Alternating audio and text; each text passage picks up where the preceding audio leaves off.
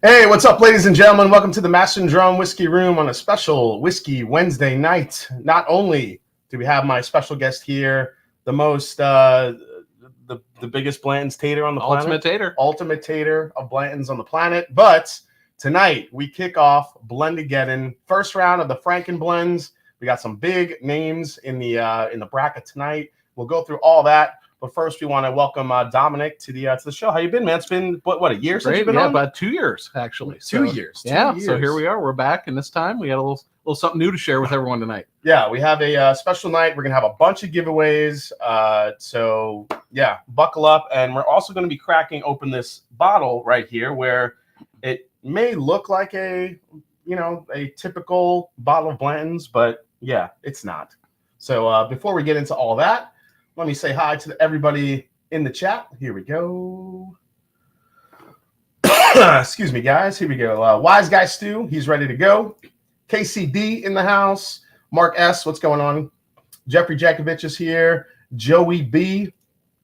Travis Robeson is here. Russ L. Honest Charlie. Ham Turkey. KCD. The Bourbon Jerk in the house. I think he has a blend in the mix tonight. I think he does. I saw that. Sandeep Chima is here. How you doing, Sandeep? Bozwan guy, who also has a blend in the matchup tonight. Ben Chrisman in the house. What's going on? Kenneth Rathburn is here. Rick M. One Mo Cast. Cool Running is here. James Lay, LFG. Hell yeah, man. Joe Gregory's in the house, sipping on the High and Wicked, the Judge. What's going on, Joe? It's all going on Smoky Joe. He does have a blend, but I don't think he's in it tonight. Let's see. Michael Bortner is in the house. Jeff Perkins. EJ, what's going on? Say hi to Lily for me. Doug H is here. Dave Markowski. Giselle's Boston. That's right. It is good to be back. Prescription Bourbon is in the house. What is going on? DMC. Joe the Sample Guy is here.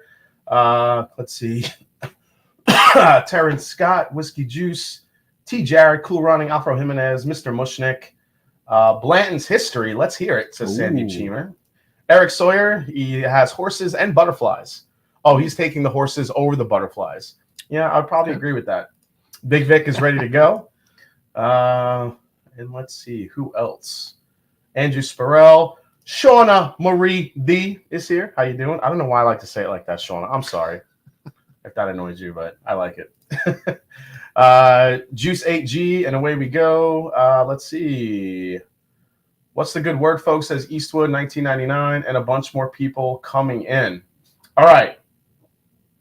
Wise Guy Stu, what's up, everybody? Are you ready to lose in the first round to me? Keith Stefanski is here. Hi, Jay. Sorry, I missed you too, man. That was kind of a whirlwind day being there that week, last weekend. Been in the Midwest for about 20 years and just miss working and living in New York so much. Want to ask you, that Irish whiskey channel you always mentioned was that is 4 Leaf Whiskey, Stacey Stearns. So that's who you want to look at. Hey Jason, thoughts on Ben Holiday Software? We just picked up the barrel strength version of it. It is fantastic, Prozac. That is going to be a bourbon you're going to absolutely love for sure. Vic is dropping that 30 blend hitter tonight. I need to change my name to something cool like some of you, says Judd Porter. Watching live chat of my Twins taking on Houston. Yeah, I haven't watched any. Hey, Women of Whiskeys is here. So Michelle Davalar, her husband Will, is got a blend in the competition tonight. So yeah. So let's. Oh yeah, there's Will Davalar. He's ready to go. I actually need. I don't know if we have any. Let's see. Do we have any? Let's see, mods here in the house tonight. I'm going to need someone to help me out, maybe do some name tracking for some giveaways, because we are going to be giving away a few copies of Dominic's new book, which we're going to get into here. But first, what are we starting with, man? What is this? We're starting with a 1987. Let's see, the actual dump date is July 7th, 87. Oh, 2 days before my birthday. And it is dusty and it is funky. 2 days before your birthday. So how old were these Blantons back in the? Well, that is the question. And as I researched for my book, what I really basically uncovered was that back then there was the bourbon glut era, essentially, where nobody wanted bourbon, so everything was aging longer in the barrels than really what they wanted. And so as a result, all brands that were in existence then really benefited from that overaging or extra aging. So there's no documentation that says exactly how old, but it's suspect to be, certainly closer to 10 year or maybe even a little bit longer, based on what it tastes like, certainly. Dude, if Blanton's tasted like this, I'd buy it all the time. This is so far beyond what we get now. Yeah. Damn. Yeah, it's good. It's Jason and I were talking prior to the show, and this back then was charcoal filtered. So Blanton's wasn't chill filtered until the mid 90s after Sazerac acquired the distillery. So back then this was charcoal filtered, and kind of sounds a little bit like Jack Daniels, I guess, if you look at that. But yeah, so I don't know if you guys knew that. When he dropped that piece of knowledge on me, he's like, "Hey, did you know this used to be charcoal filtered?" I was like, "Wait, what?" So, yeah. So again, just another reason why Jack Daniels can be considered bourbon. Sorry, it's night and day difference. Sorry to bring that up. 87 is a damn good year. Let's see here. We got Keith Thompson just dropped the super chat. He writes, "Good luck to all. Cheers, Dominic." Thank you. Thank you so much. Appreciate that. Let's see. What did they think they are? Jack Daniels? Yeah, exactly. That's what we had said. Okay. Slapshot Roadhouse is here. Copper Wolf is here. Yeah, Dusty is. This is a really nice Blanton's, actually. It has that funk, though. I mean, you can tell. You can tell it's from the 80s. It's from the 80s just by the smell, the nose. What's the age of most Blantons nowadays? Says Jack. Well, great question. So there is no official age statement. Buffalo Trace has gone on record as has Age International, the actual brand owners of Blantons, numerous times, and said about a 6 year for the standard Blantons that we have in the U.S.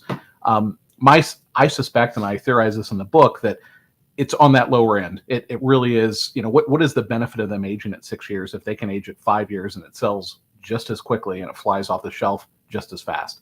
So I don't want to say they cut corners officially. I don't know that, but I don't think they're aging at 8 years. I would say that almost with certainty, because why would they? And it certainly doesn't taste like the product is, today's product. All right, so let's get into it, man. You've put quite a amount of work into this book. I mean, we kind of talked about it very briefly the last time you were on here about 2 years ago. You broke the news. I broke the news. I was the guy.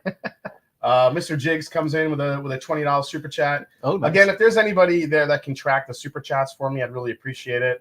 We're going to be doing some giveaways, giving away some books, and we have a couple of other little fun tidbits that Dominic brought as well. He's super generous to bring a giveaway as well. So if anyone can track names, please let me know. If not, I'll go through them there at the end while I'm doing Blendageddon. But yeah, if anyone can track the names, please let me know. So this book, now you sent me the PDF of it. Yep. While it was being in the midst of being printed. Yeah, right. And you were kind of like, hey, read through this. And me, as you guys know, being kind of a Blanton's protagonist, I was extremely impressed with the book. One thing I've always said about Blanton's is that I may have specific feelings, and it's really not the whiskey. It's these guys that throw hissy fits when they can't get their horsey top, like I always say. You have the shirt. I remember. Yeah. But on top of that, there were some really interesting chapters in here, stuff I had no idea at all. And this book, guys, you can see it here, Warehouse H. This is stuff about Blanton's I had no idea. So tell us about a little bit of your journey to just get all this information. And I also really want to know about some of the the obstacles that you hit while you were trying to create this book, because you have no affiliation with Buffalo Trace, no affiliation with Takara, as it legally says on the back of the book. So just right. Yeah, you have no affiliation with Takara. No affiliation. Okay, we can talk about that within some boundaries. But so let's go for it. Yeah, so the journey, I'll kind of condense it and say this. So, for those of you who have been on the journey with me or followed me on my website, which is warehouseh.com, several years ago, it was probably 2020, I created that website, and it was really just out of my love for tracking the brand of Blanton's. I really wanted to catalog and document the entire brand. And there were so many rare bottles, rare labels, similar to what we're going to talk about tonight in Taste and Open, which this is the private stock. It's one that went to France back in 2007. There were so many of these labels I discovered. I had to track them all. And so I created this website. And with that, then grew my passion to essentially try to acquire all these rare bottles. As I worked through that journey, which was kind of aided with the COVID work from home nature of life there for a while, I acquired a lot of rare bottles. My journey was, continuing, and the knowledge I learned along that time period really, I knew so much and I gained so much knowledge. I was even having the distillery, Buffalo Trace, reach out to me at times with questions about rare bottles that they didn't know the answer to. Okay. So, at the end of sort of collecting nearly all of the rare bottles, I kind of had a void. I couldn't go out and hunt something like this anymore. And so what could I do? And the idea of a book really came from the inspiration from David Jennings, who wrote the foreword for Warehouse H. Of course, he wrote the Wild Turkey book, American Spirit. Yes. Which we have right back here. You do have. And yeah. David is just a fantastic guy, just a tremendous author, blogger. I can't say enough good things about David. David was an inspiration. Once I discovered his book, I said, well, we got to do this about Blantons. And so, hence the journey began. And as Jason alluded to earlier, a few years ago when I was on the show, I had mentioned him I was going to write a book, and I really wasn't telling a lot of people at the time. The primary reason was I didn't want competition. It's such a hot brand. There's so many people that are into it. I kind of suspected a few of my maybe collecting buddies might have been, thinking about writing a book. I didn't want the competition, so I really didn't go public with it. I also wanted to see if I could finish the project.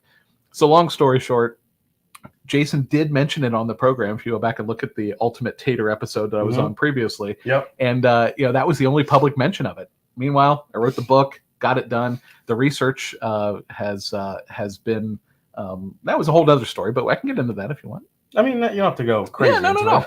So no, the research itself was fascinating. It was a lot of just exploring the depths of the internet, looking at old articles and newspapers and just hours upon hours, days upon days of trying to, search for every keyword possible and things like that.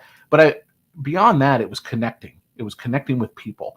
And what I found was some of the early pioneers of the brand, or at least their children, I connected with, just using what probably journalists do and sleuthing the internet and connecting with people, LinkedIn, things like that, reaching out. And when I connected with them, the doors just opened up, the floodgates. I mean, it was just a wealth of information. And so what I've been able to document and hear are just previously unknown facts. There's a lot of the story that has already been told, and everybody from Fred Minnick to every whiskey blog on the internet tells the story. And what I found was that story is largely the marketing version. It's largely what Buffalo Trace still tells you to this day. So let's tell about that story. You have Colonel Albert Blanton, who selected these special barrels, and he used to give them to dignitaries to sway in his favor. Mm-hmm. It was seen as the first single barrel product on the market. Mm-hmm. So that's really kind of the marketing story. Obviously, you have the Warehouse H of it. You have the handwritten labels and obviously all the stuff that go along with it. But before we get into the other details, thank you so much to Ben Chrisman. Juice HE, any good music or album to play while sipping on whiskey with friends? I mean, that's a lot. Well, going back to our previous, Tennessee whiskey, and then a good song. Little Chris Stapleton. Yeah, Chris Stapleton, right? Chris Stapleton definitely works. Definitely works for me. I listen to Rush a lot. Obviously, you guys know that. I listen to a lot of classic rock, so whatever you feel. But something about singer-songwriters and sipping whiskey, it's kind of like what I like to Journey, maybe? I don't know. Journey. Yeah. Terrence McDermott, are the Le Maison du Whiskey single barrels Blantons actually better than standard? The ones that I've had, they are. Better. They are. I mean, they hand select them, and I think that's kind of where you were going with this too, Jason. Is the whole what the story of Albert Blanton and how this came to be. And what's interesting is the marketing story that Elmer T. Lee basically came up with this idea, and it was just revolutionary, and it was based on Albert Blanton's love for Warehouse H and knowing where these honey barrels were.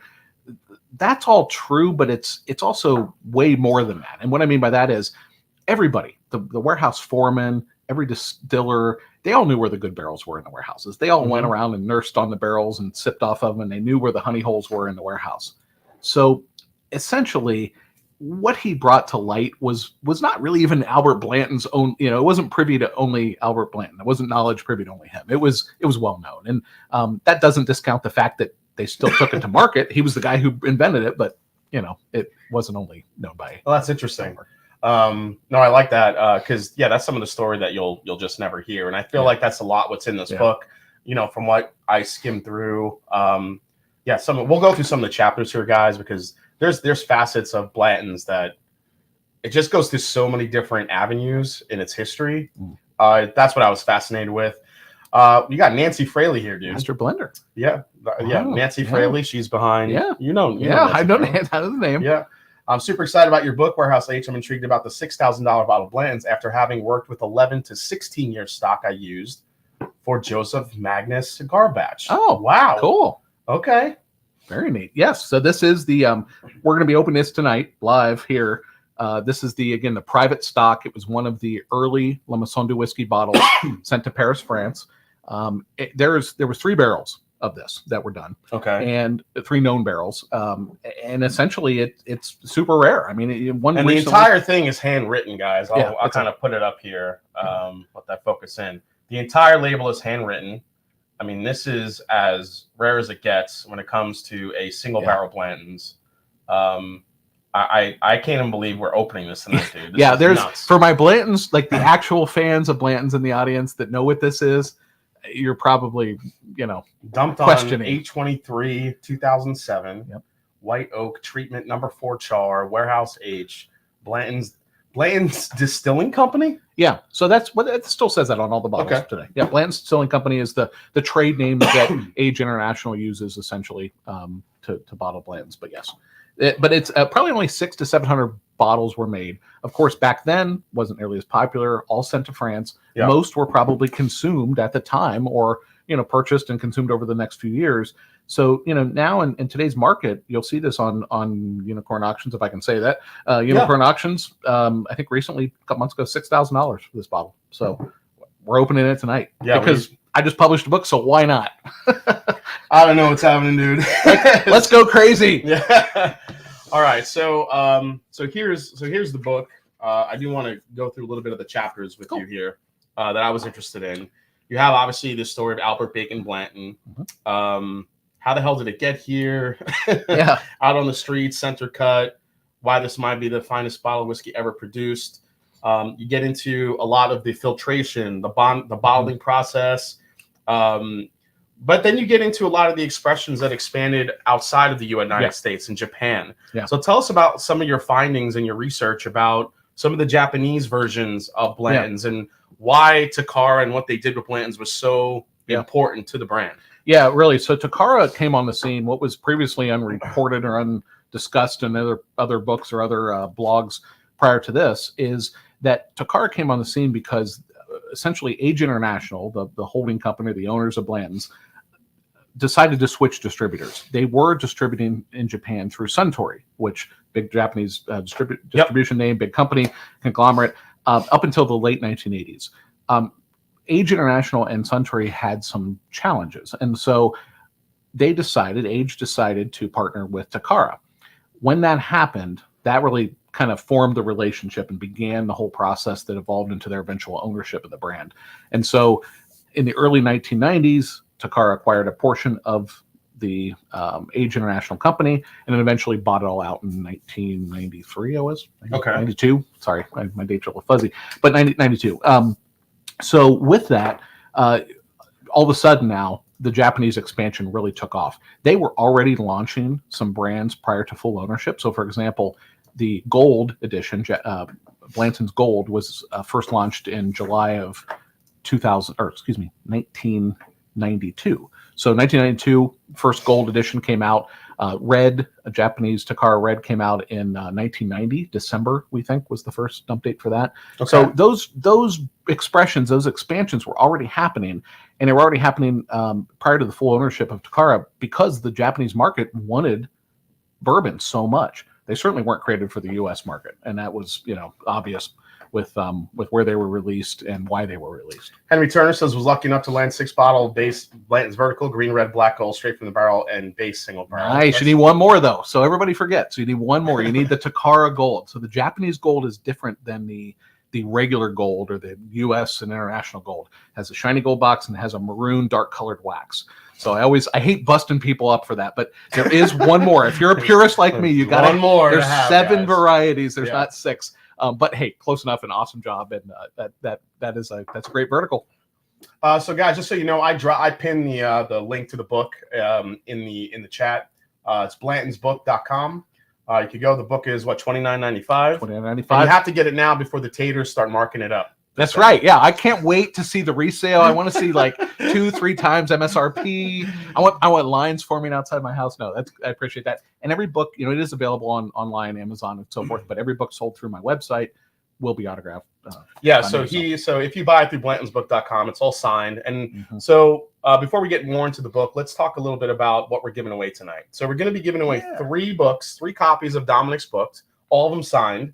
We're giving three of those away tonight. And with that, I want to call this out. So with the first 250 copies that I sold through my website on pre-order, came this bookmark hang tag. I don't know if you want to show them that, but these are individually numbered, just like the bottles. These are numbered, and there's only 250 of them. Okay. Yeah, he went full tater. Full tater, and they are hand numbered. Now, what I will say is they were sold out, right? So I held back a few. So these are long gone. I've sold many more copies, but I've saved for the copies we give away tonight. I do have the bookmarks. The only chance you'll ever get to get the full tater bookmark because they are sold out. And on top of the books, we have a couple of other little items here. Yeah. What else we got? So I'm into. I talk about this in the book as well, but vintage Blanton's merchandise, and most of that comes from Japan because again, that's where the market it was really hot at the time. So we have a few. This is a Blanton's pocket watch. I don't know if you can stretch it out there. It should focus in. This is a Blanton's pocket watch, and and there we go. You can see it is actually a pocket watch, and that is it's a tchotchke from the mid '90s probably that was given away, and that is pretty rare. As well as let me open this up, we have a Blanton Zippo, and this is again Japanese market. There you go, a little Blanton Zippo lighter. So we're going to be giving away these 3 books and a Zippo lighter and you know what? And the Blanton's pocket watch. Let's kick it up a notch though. Let's give away a sample of this. You want to give away a sample of this? I want to give away a sample of this. All right. Because this is. I mean, when are you going to have the chance to taste a rare Blanton's of this caliber? For some, maybe they don't care, but others that is a dream. So let's do it. And a sample of that. Let's do it. And a sample of that. So any super chat guys tonight will get you in the running to win one of these. Let's see, 1, 2, 3, 4, 5, 6. Doing 6 giveaways tonight. So incredible. Yep, sweet haul. Keith Thompson is sold.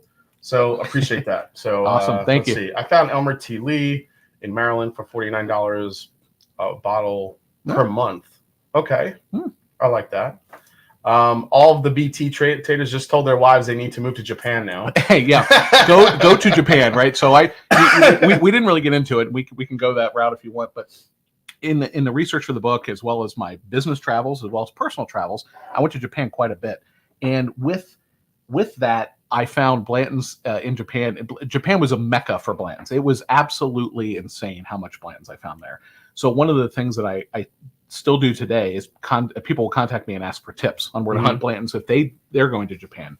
I will absolutely help you out with that. So feel free to drop me a line through my website. If you're heading to Japan or you know somebody in Japan, I can tell you where to get it. And probably the quickest tip I will ever give somebody is just order it and have it sent to your hotel. It's available usually on Amazon and sites like that in Japan. They don't have the same laws that we do. It's so easy to get. So don't even go out and hunt. Just go find it online and ship it to yourself at your hotel. Crazy. So pretty awesome.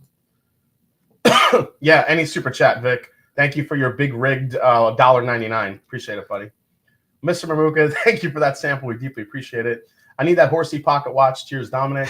Thank you. That sample throw and put me over the top, says Gary French. Yeah, all right. Love it.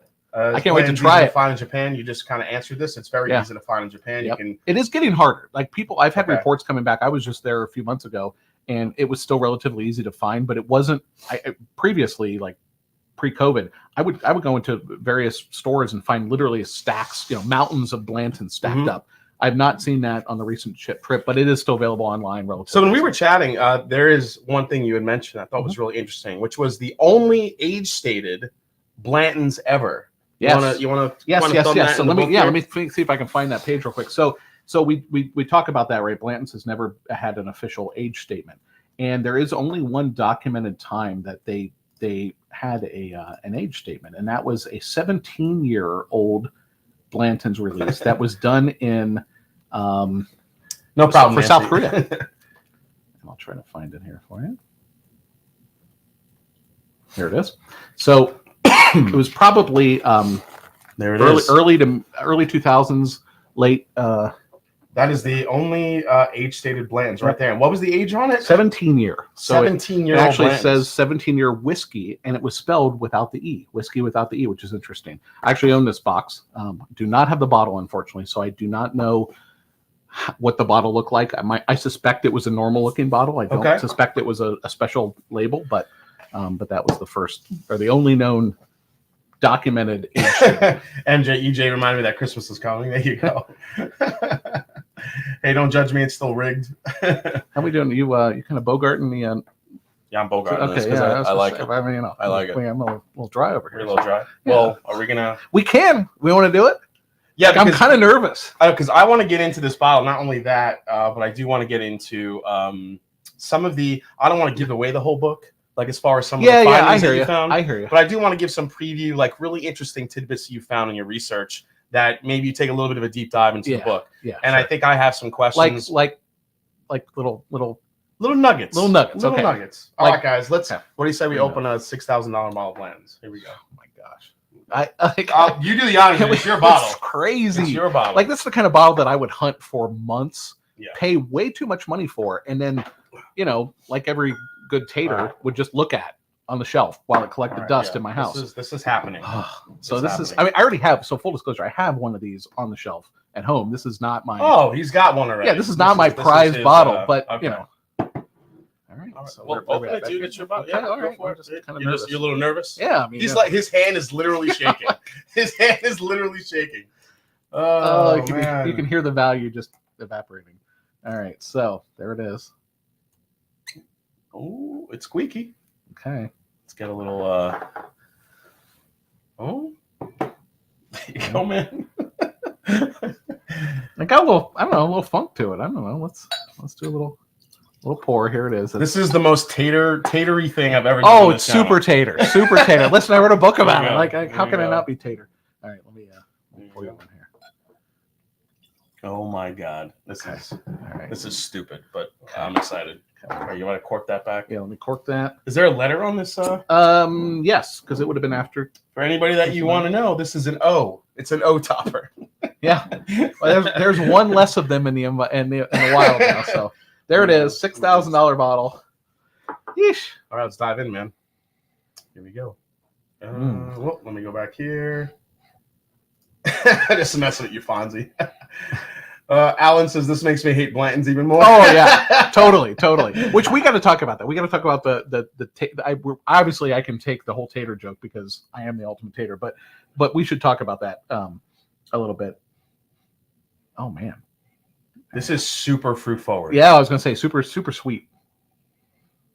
This is that, like, if any of you guys have had an Eagle Rare store pick that gets into like those like cherry grapey notes, that's what's here in this barrel. Yeah, very, very sweet. And that is super sweet.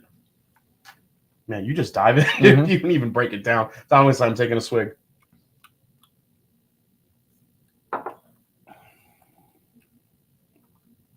Very mild. Well, it's still 93 proof. I didn't expect it to punch you in the face, but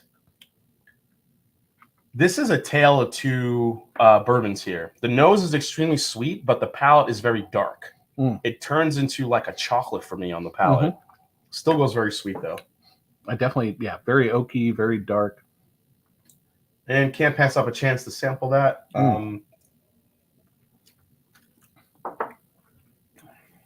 I like it though. There's no burn. No No afterburn on that. It is smooth. It's got the high rye. Got the spice to it a little bit. Trying to figure out what that flavor is. It's like a cherry almond note on the back. Yes, almond for sure. With spice, that dark fruit note. It's very cherry grapey, which I love. I love finding cherry that Buffalo almond. Trace, cherry almond, 100%. grape, and spice. You nailed it. That is delicious. Yeah. Like that is, and again, nowhere near what we have in the regular Blantons today. It's I've never tasted a Blanton's like that. Even the other ones that you brought, it actually has kind of a sneaky finish too. It's not. It doesn't die for me. It kind of sneaks around. That is good. Is it a $6,000? No. No. The value is based on the rarity and the collectivity, but it's a good bourbon. I'd pay $100 for that. Okay. Taking my book and going home. No, I'm saying like. Oh, okay. I'm saying like from like a taste perspective. Right. I understand the rarity and that you're paying. No. I get it. You know right. what I'm saying? Well, and rarity does not equal value, right? We all know that, right? Yugos are rare, but that doesn't mean they're expensive, right? So I totally. Dude, this is fantastic. It's a very good. You nailed it with the almond, cherry almond. It is cherry almond, With like that biscotti cookie. Yeah, a little like vanilla icing. Yeah, White Stone. Back to New York, baby. Back in New York, baby. Yeah, fantastic. I can't believe how sweet this is. Yeah, and yeah, this is like the Blantons that, like, the single barrels were that good, man. Holy shit! Yeah, that's really. I nice. did not expect this to be as good. The recent LMDW, almost on the whiskey, or the special release bottles have been fantastic. I didn't think this one from 2007 was going to quite be on par, but it's pretty damn good. Like all my Blanton's buddies out there, you're probably going to want to sample this. This is really good. It's good. I've never had I thought the La Maison du whiskey you had me try was really good. Yeah. This isn't as proofy, obviously. Right. But there's just more going on in that. Yeah.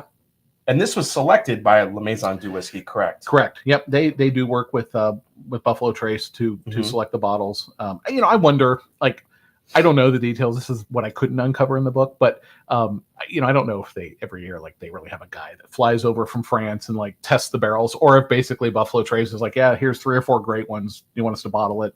What proof do you want it in? And then they bottle it. So don't know the details on that, but back then they could have. This could have been hand selected. Fancy Franchi, Mama needs a taste of this goodie. Also a good read. Well, you're in. Give whoever's tracking there. Give if anyone has put in $50, give them some multiple entries there, guys.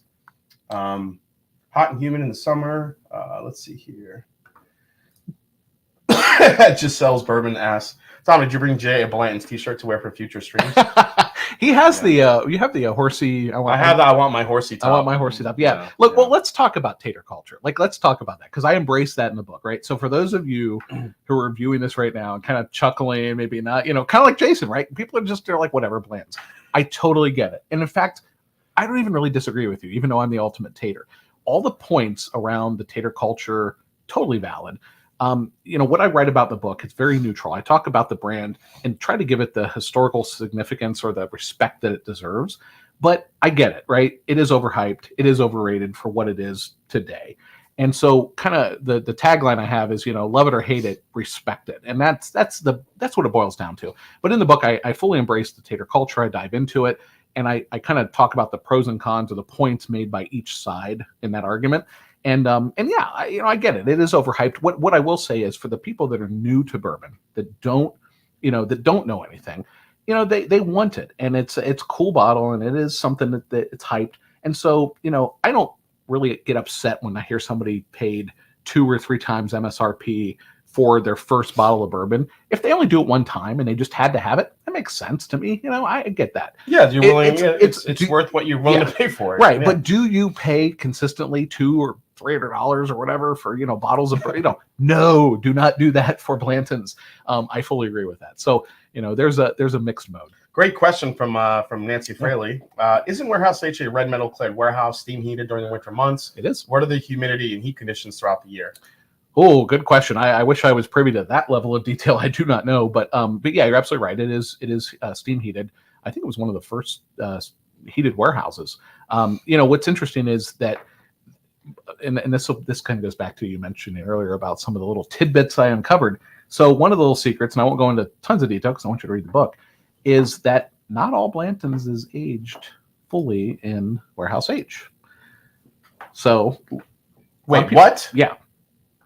Yeah. It's not all. It's not always. It is all Blanton spends time in warehouse H, Okay. but it's not all fully. It's not aged there for its entire life. Okay. So one of the things I discovered was essentially that if you do the math, the amount of Blantons that they put out today, it couldn't live there for its entire life cycle. It's their 16,000 barrel capacity in warehouse H, and if you kind of back into the math and do the numbers, you quickly find out that the production output would not allow that. So what they do effectively is they start the barrel aging process in other warehouses, and then they shift them over to warehouse H to finish them, stamp the warehouse H on the label, good to go. That really isn't super secret. I mean, it's not well known, but all brands do that. It's never good to have all your eggs in one basket. And with all the different floods and fires and tornadoes that have hit the distilleries over the years, it's they don't want to put all their product in one warehouse. So it's not just a capacity issue. It's a insurance and sort of how do you survive in a case of a natural disaster. Yeah, Nancy, I believe you're correct on this. Warehouse C is the first steam heated warehouse. Yeah, makes sense. Yep. Which makes sense because Colonel E.H. Taylor kind of instituted the steam. Yep, he started early. He started it early, and Warehouse C was one of the releases for the Colonel Taylor, one of the special releases that they did a couple of years ago. The Warehouse C, which was a very underwhelming whiskey, by the way. Nothing against Colonel E.H. Taylor. I didn't try that. Yeah, it wasn't great. But this is. Yeah, this is way better. About every $5 we'll do an entry. So whoever's tracking, I'm sorry I didn't tell you that earlier, but anyone that kind of put it in, give an entry every $5 that's been thrown in there. Let's see here. All right, so it's not always put in where. So was that something you didn't know about Warehouse H? I mean, or you kind of figured it out. I knew it. I heard about it a few years ago that was suspect.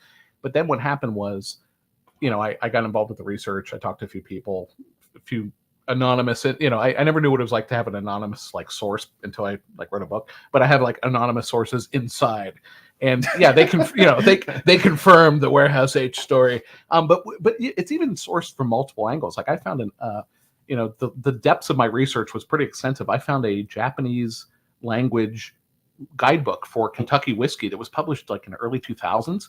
And I'm translating, using my phone translate Google app, and it even talks about Blantons being finished in Warehouse H, but first stored elsewhere. So it's very interesting that fact was actually, dispelled at some point or known at some point previous. So interesting. Mm-hmm.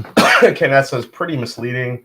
I don't know if it's misleading, but it's kind of one of those things where you just it makes sense. You can't hold that capacity in that one warehouse for the amount of Blantons that is created. Yeah, you can't. And again, it's about insurance. By the way, I saw a little shout out there to Wise Guy. Thank you. Appreciate mention buying the book just because my passion for the brand. You can say I have passion for it. Thank you. Yeah, Wise Guy Stu. He's a great guy. Thank you. I will buy this book just because I love his passion for the brand. Yeah. Thank you so much. Yeah. Really fun fact: Colonel E.H. Taylor is the nephew of President Zachary Taylor. Yeah. I feel like I knew that, but I kind of that sounds familiar too, but I don't want to. Will Pryor says, "Congrats on the book, Will. Tom. I cannot wait for my copy." So hold on. F potato heads. So Will, hang on. Will is one of my good buddies. We have known each other for years. Just a fantastic guy. One of my best friends in the Blanton's collecting community. Has a great collection of his own, and just can't say enough for the things Will's done for me over the years. All right, so give us another tidbit from the book. Something that you learned that kind of wowed you. Well, so let me go into this a little bit. So the other theme in the book that is kind of recurring throughout the whole story is giving credit where credit's due. So again, going back to the story of Elmer T. Lee, he created the idea, or he had the idea, he resurrected the idea of Albert Blanton's. Let's do this single barrel thing. Well, that's great, but here's the secret, and there's only one guy out there that has really nailed this prior to me, and that's Chuck Cowdery. Mm-hmm. He, with his bourbon blog and his book, he has mentioned this a few times, but the owners of the distillery at the time in the early 80s, Bob Baranaskas and Ferdy Falk, they are the ones that told Elmer T. Lee, hey, we want to create a super premium bourbon. We want to take it to the top shelf. What can we do? And so, yeah, Elmer came up with the idea, but he would have, Elmer was like, I don't know how old he was at the time, but he was on his way out the door. He was ready to retire. Yeah. He wasn't sitting around creating marketing ideas to create new bourbon. I mean, he was probably just showing up to work and ready to, like, get out of there at the end of the day. So no disrespect against Elmer. I love everything I've read about him.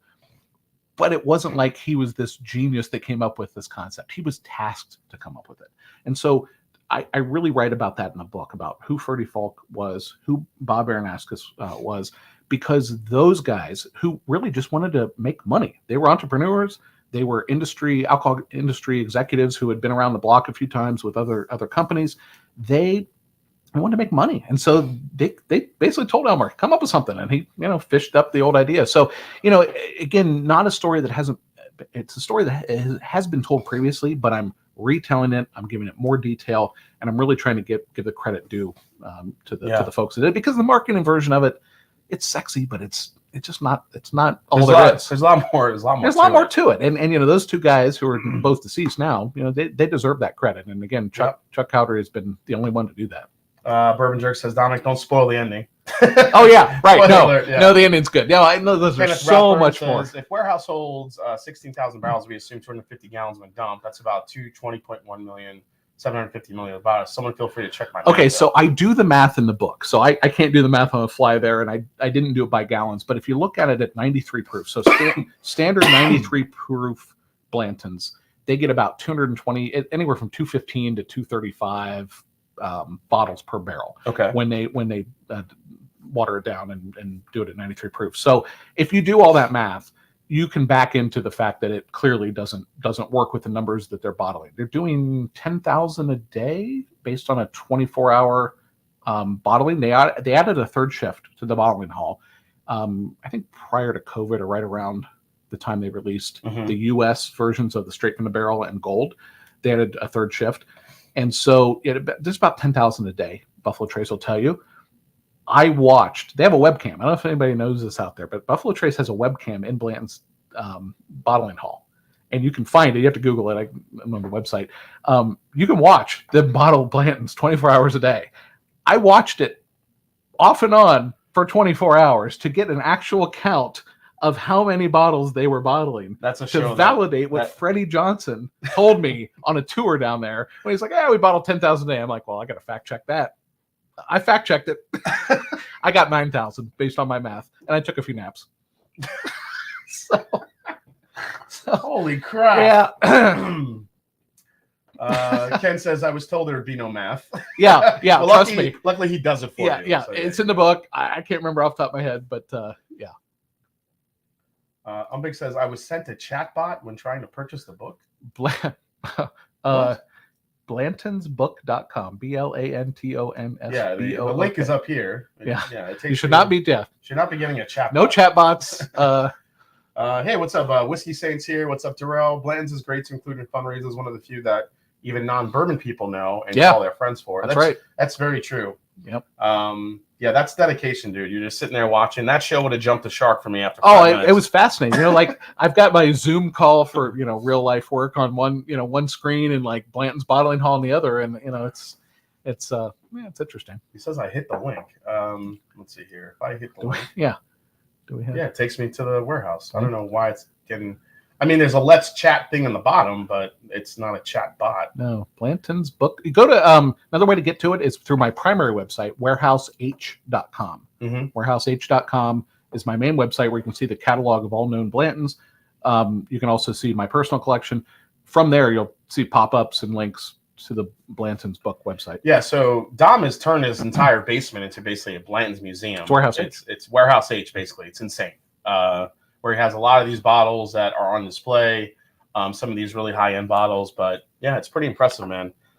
Your dedication to not only Blanton's, and even if you take Blanton's out of the equation, I'm just saying your dedication to going out of your way to get all the details and just to educate, bourbon fans on a bourbon brand. Yeah. I think even that in itself is very impressive. So thank you. Really I appreciate that. And again, I want to give credit to the people that came before me, right? I mean, David Jennings with his with his book around Wild Turkey, American Spirit. It was so good and so passionate that I had to do the same. And so, this brand being one of the most popular brands for good and bad reasons, right? It's the hype, it had to have a book like this. And so, I'm glad. And the only thing I'll say, what do we get here? What gets you through your workday, Dom? The Blanton's Bottling Line. Yep. It's like, yeah, but it's pretty cool. So here's a question. You before, I have a special bottle here. We're also going to open here in a little bit, a little surprise bottle for you guys.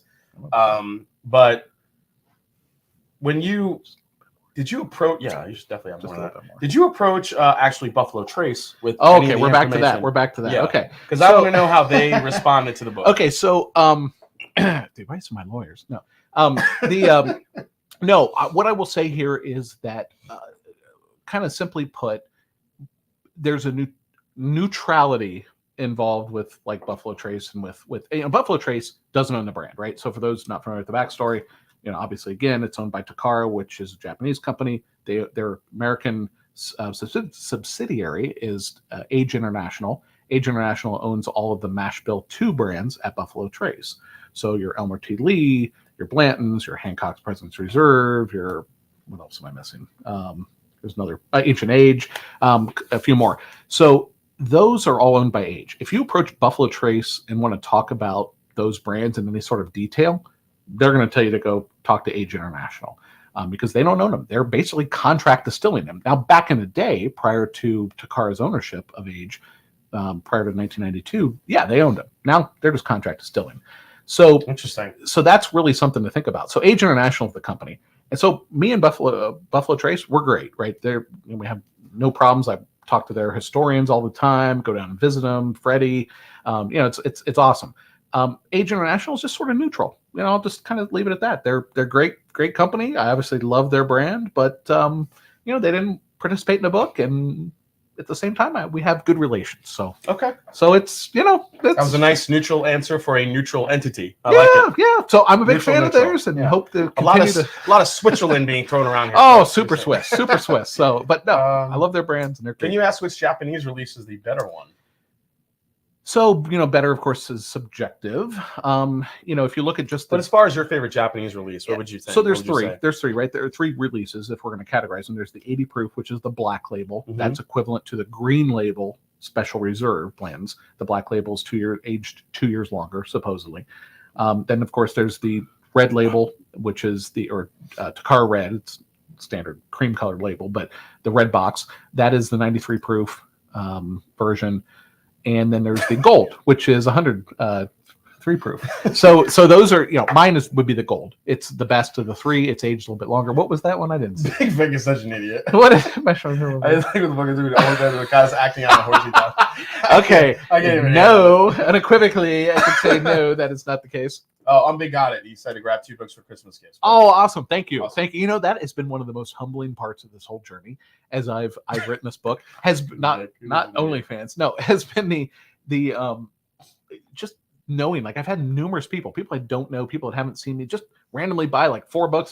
They're Christmas gifts. And like, that's so cool to think about. Christmas morning, people are going to open up something I wrote, it's like, it's very humbling. Well, experience. And we talked about this with David Jennings when he wrote the Turkey book, American Spirit, how good that book was, really diving into the history, the creation of Wild Turkey, the different ownerships it went through, Jimmy Russell, Eddie Russell, Bruce Russell. And speaking of that, I have another little special bottle for you. Oh, I know. I kind of know what I think this might be. You think you know what it is? I think I know what it is.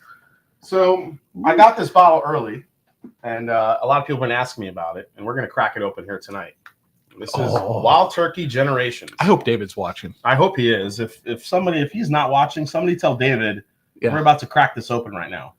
So this is the newest release from Wild Turkey Generations. The press release hasn't even gone out for this yet. Wow. But that seems to happen with Campari a lot. Yeah. Where they it's like it's out there, but it's out there before you don't even know it. Release gets through it. So Mash and Drum, I'm all caught up on tracking. Can you recap the giveaway? So we're giving away 3 books, 3 of Dominic's books, which are signed. We are giving away a Blanton's Zippo lighter, vintage from Japan, and a vintage Japanese Blanton's Pocket watch, yeah. Which is right here. I don't want it to fall out, but it is an actually working pocket watch, and it's pretty cool looking. So we're going to be giving away that, and on top of that, we're going to be giving away a sample of this $6,000 bottle of Blanton. So, yep. So a lot. Which Jason called earlier, I think $100. I think was what you called. I said, yeah, it's about a good $100 bourbon. 6,000. How about 200? Can I go up 200? I mean, listen, Does that make you happy? I'm just saying it's. I'm just saying what I'm tasting. I know the value of it and the rarity. I will defer to your expertise because I'm sitting in a bourbon bunker that is just fantastic. So yes, I will agree it is not 6,000. Yeah. How about that? Can we get us that sample too to Swishful Hope and singing? All right, guys. So this is the Wild Turkey Generations. This is a collab between Jimmy Russell, Eddie Russell, and Bruce Russell. I'm excited for this. Yeah, I have not tasted this yet. So let me see here. Yeah, I'm gonna get some water here. I never have my knife on hand, which is unfortunate. There we go. Let's split that. There we go. Oh, this is gonna be awesome. All right. So as far as the details for this, guys, go, this is. So there's a story. So any of you guys that haven't seen this bottle yet, it's obviously the Master's Key shape bottle, as you can see here. The 3 signatures of Jimmy, Eddie, and Bruce are on here. On the back, you have the 3 feathers, which, you know, obviously stand for each one of them. And what we have here is a 2023 limited release. It's bottled at 120.8 proof. Ooh. Now, the spirit is a blend of hand-selected 9, 12, 14, and 15-year-old bourbons, each one representing our individual tastes. Together, it's a family portrait. We hope that when you crack open this bottle, you will raise your glass to honor our commitment to the Wild Turkey legacy and each other, Jimmy, Eddie, and Bruce. Now, this bottle retails, I think, for about $450. So it's expensive. Ooh, nice little fresh pop. crack. Yep, fresh crack there. Even the top of the cork, it does not say Master's Keep like you're used to. You know, when you get actual Master's Keep. Sounds like another giveaway, Jason. I want that turkey. I'll throw that in the mix. I'll do a sample of this for you guys if you want to taste it. Right? Yeah. So let me.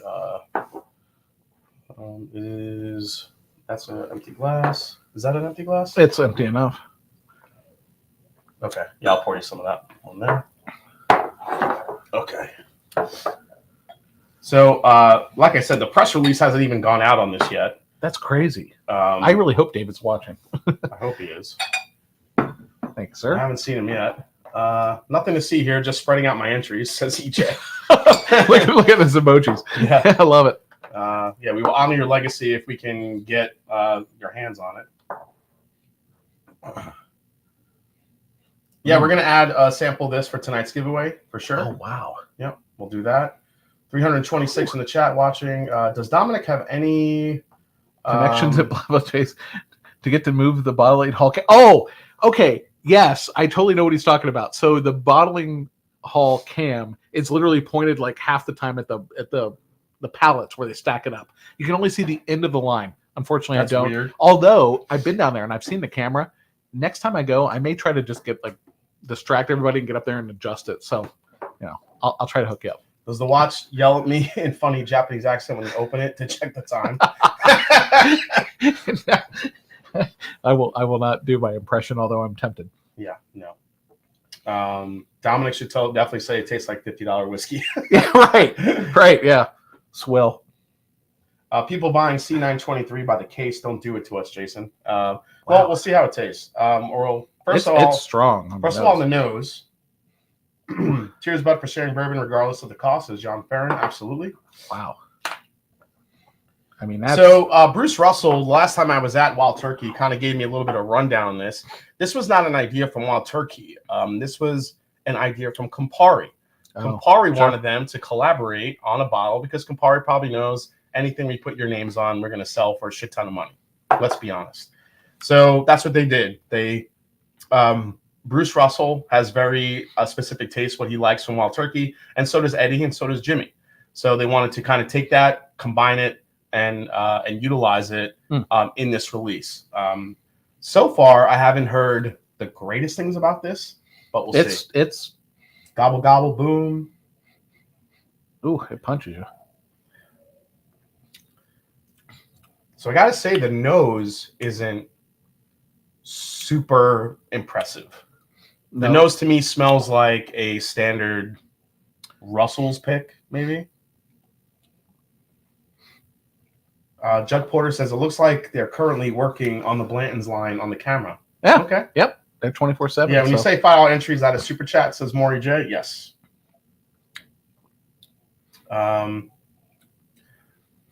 So I get some really typical turkey notes here, guys. A lot of citrus, a lot of oak. The oak is sweet. That vanilla frosting is there. A little bit of toffee. You do get that age, though. I do get the oak here. Oh, it's definitely older. All right. Cheers, man. Cheers. I've already been trying it. Okay. No, I know. You're fast. I actually really like it.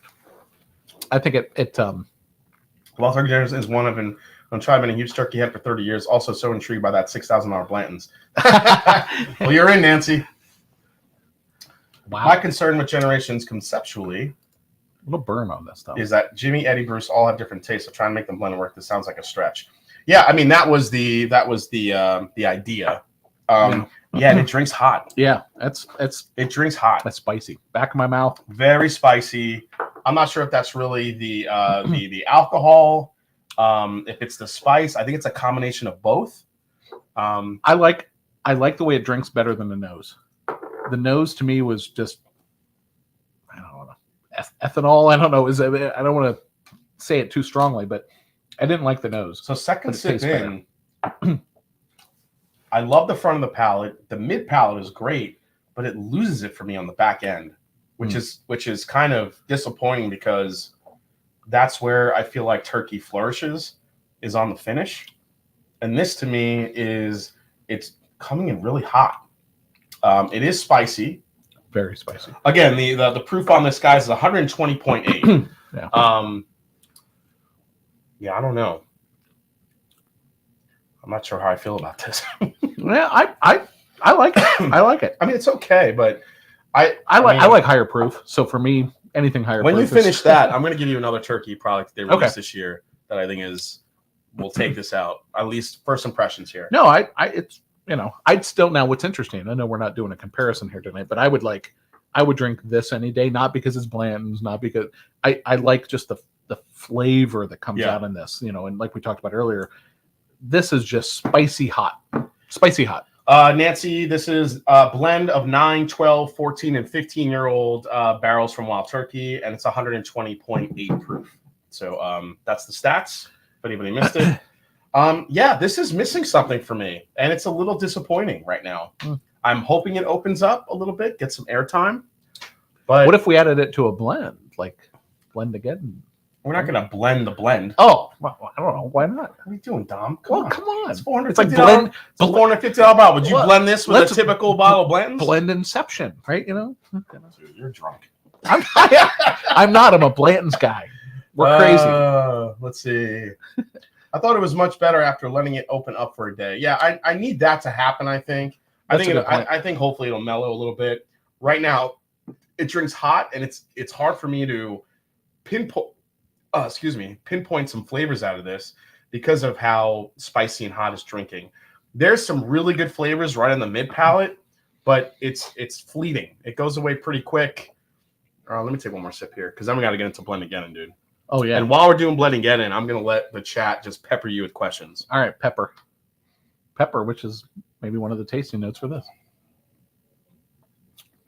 Yeah, it's a little underwhelming right now. I take it back. I would pay maybe $500 for that bottle versus $450 for this. Thank you. Yeah, I do think that the Camp Nelson. I'm gonna have you try this bottle. Where is it? Oh, here it is. You want to try a hitter turkey? That's what you got to pour next. You could try it. You could finish that up. Oh, hang on. Or One more. I'm just saying. Oh yeah, you have a glass there. Try that one because that is ridiculous. And this is a $300 bottle or $250. Yeah, 300 versus $450. Let me know what you think. And it was what again? I'm sorry. This Russell's. This is the Russell Single Rickhouse. All the barrels are from Rickhouse F. Oh, Camp Nelson F. wow. Yeah, exactly. Wow. You did not say wow. No, when you tried this. No, not at all. This was like purely just alcohol up the nose. Yeah, heat and pepper. Yeah, heat and pepper. Oh, this is sweet. Yeah, wait till you taste it. Oh, I'm telling you guys, I don't think that Generations is going to be able to come close to that bottle, to be honest. Oh, yeah, right? Night and day. Night and day. Listen, I'm not as the ultimate tater, being a Blanton's guy, and not even the biggest bourbon guy in the world. I mean, I really don't do bourbon like guys like Jason do. Night and day. That's exceptional. That is really good. Camp Nelson F, I think, is Tiago says me emociona mucho. I feel lucky. Yeah, I mean, yeah, Bourbon on the Banks was great. Kentucky Bourbon Fest he was talking about, recommended for all fellow whiskey lovers. Great. Yeah, very for cool. Sure. Ooh, that is so good. Isn't that freaking ridiculous? Like that's really, I mean, night and day. I would have picked that bottle. Blind tasting. Yep. Unfortunately, that Generations has some work to do. So I'm going to let that open up before I do a full review. I'm going to let the press release come out before I do a full review. Okay. But right now, I'm not a hater, but it's not doing it for me. That Single Rickhouse is miles better than that one is. Oh, you have the answers there? So Dominic poured the Blendageddon for me, and I think we've had enough pours, and I think it's that time. Ladies and gentlemen, it is the 2023 Blendageddon contest. It's about to kick off right now. I'm excited to be here. Here we go.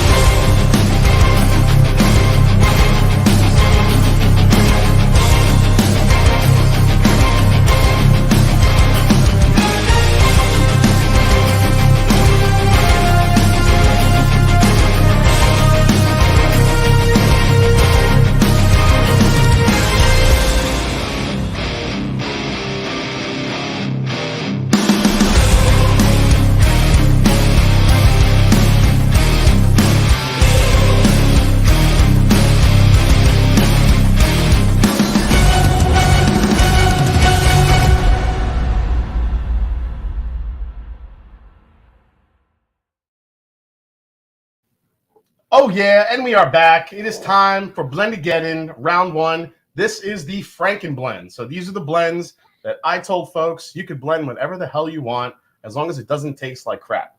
So we will see. As you saw the names that are in the running tonight, guys, we are about to taste through the first 6 blends here when it comes to Blendageddon. And I mean, we have Will Davalar. Now, Will Davalar has been so close each and every year for Blendageddon. He's kind of my favorite maybe to maybe break through and win it this year, whether it be Frankenblend category or the American Whiskey Blend category. But we have Shelby Strunk tonight. We have Big Vic. We have the Bourbon Jerk, Will Davalar that I mentioned. We have Bozwan Guy, and we have Jay Turner. So if they are in the chat, guys, give him a little bit of encouragement here. I'm going to start tasting through these, and it's about to get real, guys. This is happening. We have a total. This is the most Frankenblends we have gotten since ever, if I remember correctly. We have 18 blends in the Frankenblend category. Usually, last year compared, I think we only had about 12. So we have 18 this year. I think you guys went crazy when it came to coming up with some different whiskey blends, and I cannot wait to kind of go through these. I do want to call out Nancy Fraley's question. This will be the first question to you as I start going through. Okay, these. so you're going to start going through. So for the $6,000 bottle, could you please tell us where the barrels come from? Center cut, high, low level, southern exposure. I'm really intrigued. I would love to be able to answer that with specific detail that I have not, based on knowledge. We don't really know. The whole lore of Warehouse H and the story, the marketing story that Buffalo Trace will tell you is that the Blanton's barrels came from the center cut, right, or the middle upper floors is kind of what they've said for Warehouse H. The reality, probably not so much. Probably, again, they're started in other warehouses. They roll them into Warehouse H, and they're finished all throughout the warehouse. Doesn't mean the middle, could be near the edges, whatever. So unfortunately, there's really no ability to know. And they don't even know, right? Nobody knows what 20 years ago or 15 years ago they did with this bottle. As far as where they got the barrel from in the warehouse, that information is lost to time. But there's probably not a lot of more that can be said there. All right, here we go. Those are the entrants right there. Oh, Big nice. Vic. I nosed all these earlier, by the way, because I did nose them. I did nose them. So Dominic was kind enough to nose these for us, or I should say, pour them for me.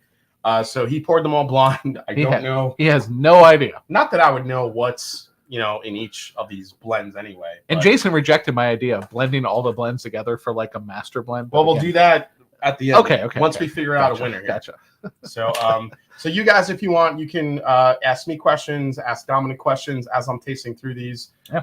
We're gonna play a little bit of some background music so everybody can just kind of chill I out. loved your intro music there, though. Yeah, that was like your WWE, like if you were coming in. Yeah, like run through a wall. I love that type stuff. Yeah. So, we'll play a little background music here, nice and light. And on top of that, let's go. Says Michelle Jaguar's husband, bring that Big Vic energy. They all can't be Blantons, can they? Oh, love it. Yeah. So here's the bracket, guys. Let me show you the bracket before we dive in here.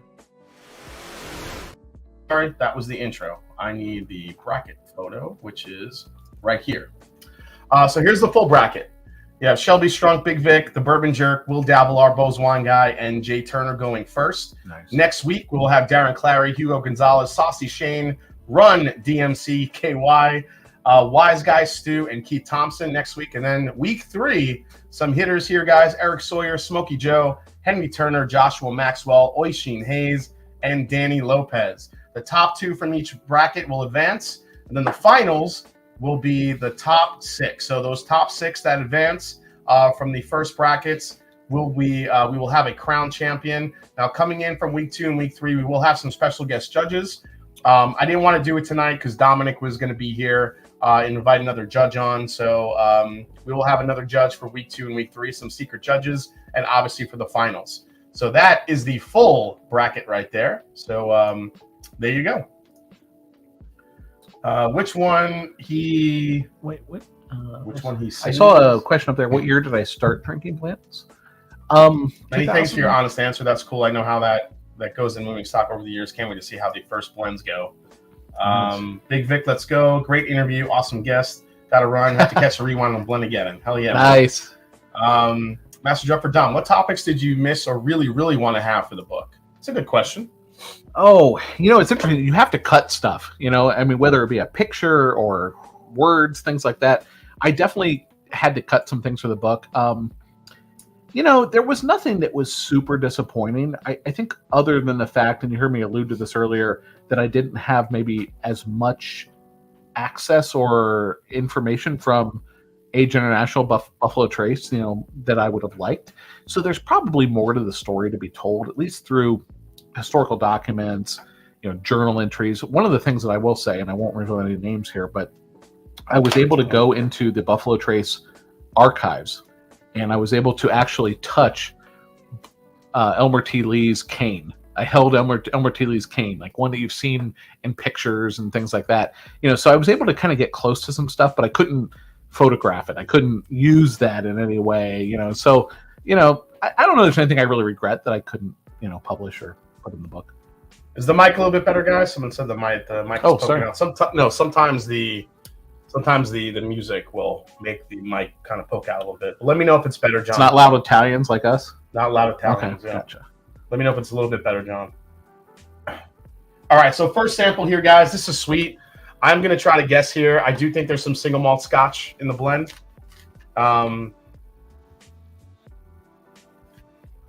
Any great Blanton's bottle hunting stories? Any bottles that were the most hard to find? You know, yeah, there's... What's interesting is, so I have one of the largest collections, and there are 2 or 3 bottles I have that are absolutely impossible to find. Ooh. And I would have I only acquired them because of absolute luck. I mean, one of them is a bottle I have called My Only Blanton's, which is a Japanese-only exclusive release. It was a private selection. Check it out on my website if you want to know more about it. But there's only 3 people who have that bottle, and I just happened across it in an auction one day. Yeah, there's some rarities that were just good luck that I've had and things like that. Oh, I see what you're saying. The mic is showing on camera. Oh, it's showing. That's fine. That's fine. I mean, I want to make sure that Dominic is able to. I'm loud enough anyway, right? Yeah. Ron Miles, sorry I missed you to Kentucky this weekend, Jason. Looking forward to seeing you in November. Absolutely, Ron. So the Master Journey Whiskey Club is going to be headed to Green River to be doing a single barrel pick there. I cannot wait. And then the next day, literally actually, that'll be a Wednesday. And then Friday, that same week, we'll be down at Jack Daniel's picking a Jack Daniel's single barrel rye for the Master Journey Whiskey Club. So nice. A lot of great picks coming. All right. That sounds awesome. What's your favorite letter and hardest to find? Oh my God. Okay. All right. That is like, if there was a tater question of the night, there's a tater question. All the letters are produced in equal quantities and randomly distributed. I do not have a favorite letter. I have 190, maybe 200 stoppers now in my collection. Letter-wise, listen, everybody has a Blanton's journey, but collecting letters and the Blanton's lineup I'm a little beyond that. How many horsey tops do you have? 190. 190, 200? Yeah, something like that. I got to ask you, I don't know if anyone has heard this, so for some people that haven't seen you yet, what the hell started this Blanton's obsession with you? In the intro of the book. It is. And it's my former boss. She's probably not even watching tonight. She gave me a bottle of Blanton's. This is like 2019. I was like, oh, that's cool. Oh, look, there he is. I wanted another one. Who's that? Rare Bird is here. David Jennings. Oh, David! Yes! Yes, David Jennings. Here. So, David, if you've not watched the whole night, we totally gave you props earlier for being the inspiration for what really made me want to write and made me want to get to this point. So, and for those viewers that don't know, Jason and I go back. We worked for the same company for many years. Yeah. In New York. Yep. And in Ohio, so we are, that's why I'm live in studio, because we're local. And but man, I'm so glad David's here. And for those of you not familiar with David, check out his book. Again, inspirational. It is American Spirit, and it is all about Wild Turkey, which is a brand that I had no idea the history about until I really dove in and read David's book. So thank you for joining. Yeah, he's So I don't know if you saw David Jennings. We just tried the Wild Turkey Generations. Where's the bottle? Which is right here. Well, we got to see David's comment on this. Yeah, I don't know if you saw when we tried it. Yeah, that's what happens. Yeah, you mentioned if you say Wild Turkey enough, it's like right. It's like Beetlejuice, right? Wild Turkey, and David Jennings appears, right? No, but again, for the folks, David Jennings wrote the intro to the book. Just a Southern gentleman. Cannot thank him enough for all of his generosity. He said he enjoyed writing that forward. That's awesome. Thank you. So somebody asked when did they start putting letters on the Blanton's thing? Now I think I know this. Okay, let's see. Being a history nerd. Let's see. Is it 1984? When did they put letters? When they started putting, is either 84 or 94? 99. 1999. The letters. 1999. Okay, yes, I was way off. That's right. That's all right. That's that Wild Turkey you had earlier. It's the Wild Turkey. Right. Yeah. 99. Really? 99. That late? Yep. It was earlier than that. It was right around the time that Sazerac rebranded the distillery, and which, by the way, so we don't need to get into this here tonight because I probably can't recall it off the top of my head. But in the book, I go into extensive detail about the name of Buffalo Trace Distillery. And it is fascinating because Buffalo Trace will tell you there's only three official names of the distillery over the years: OFC, George T. Stagg, and Buffalo Trace. Yet in their own press release in 1999 or 2000, they discuss renaming it from the Ancient Age Distillery to Buffalo Trace. So it's fascinating. There's a lot more information than that, but one of the things you want to check out. This second blend is outstanding. Okay. The first one was very good. I think this is more of a single malt Scotch one. I'm cheating. But this second one, now we don't know the letters that are under here, so well, I can look. Do you want to look at what letter that is? I just want to look. I'm not going to look. Yeah, I don't want to know. Okay. All right. Yeah, that blend is. This thing is layered and layered and layered. I know who it is. John Farron. Dom, is there a Blanton's bottle in your collection you won't open? Oh, like 90% of them. I mean, unfortunately, listen, I'm a tater, right? You're killing me. No, listen. If you go to the website again, read the book, you'll see that so many of the bottles I have are just they're so rare, right? The vast majority of them, there's only 300-400 maybe ever made, and so yeah, I can't open it because of how rare it is. But the better question is, what would I grab in the case of a fire? And that would be probably 2 bottles, right? 3 bottles. My 2 sterling silver blends, you have 2 of those now. I have the prototype, and I have one that's filled. Yeah. You have a filled one now. Yeah. But wait a second. You told me that those weren't filled. No, the first couple were not filled off the line, but after that they were filled. Page. I don't know. I think I know my book here. Are you serious? Yeah, I have a filled one. Do you have a filled? Oh, there. Well, I just saw it. So we had one of these on the show the last time Dom was on. You guys can check that out. Prototype, and a filled one. So, okay. So those would be 2 of the bottles I would grab. The third would be one called the My Only Blends release, which I think I mentioned earlier. It's a very rare one that only went to Japan, and there's only 3 bottles known with collectors. So that would be the other one. All right, third blend here. Third glass. Great nose, great front of the palate, but the finish dies. And you guys know me with the finish. The finish, well, maybe it's because I'm coming off the second one. Man, the first 3 are all really good. I think there's some single malt Scotch in this first blend. The second blend, I don't know what the hell's in that. That thing is a beast. I mean, that can't taste good at this point anyway, so why even open it? Says Terrence McDermott. Big Vic says, oh, glass 2 is my blend. Okay. All right, Big Vic.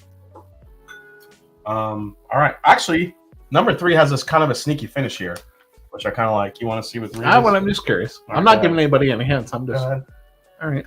Got it. All right. What'd you say about 3? It's a little bit sweeter, a little bit softer, but it has this sneaky finish spice on it that's really nice, which I'm digging. Okay. I kind of was out on it a little too early, and now I'm really digging it. I'm taking one more sip of that. Now you're doing pops? Okay. I'm doing pops, yeah. Hey, Bourbon's in the house. Whiskey Uncensored is here. What's up, man? Yeah, I still think it's going to have a hard time coming up against 2. 2 is an absolute beast of a whiskey. What Blantons are you still hunting? Yeah. Is there Blends out there? Yeah. There are 3 bottles I still need in my collection. One of them, we talked about this last time I was on your show. One of them is the wasn't it a La Maison du Whiskey, yeah, like a specific barrel? What's interesting, it's a bottle that nobody has in their collection. And so I can show it to you. It's never shown up, and guys like Will Pryor, who's out there watching, and I have discussed this in the past, and we all kind of say, like, where would you even start the bidding if this bottle came to market? And the answer is probably like 10,000.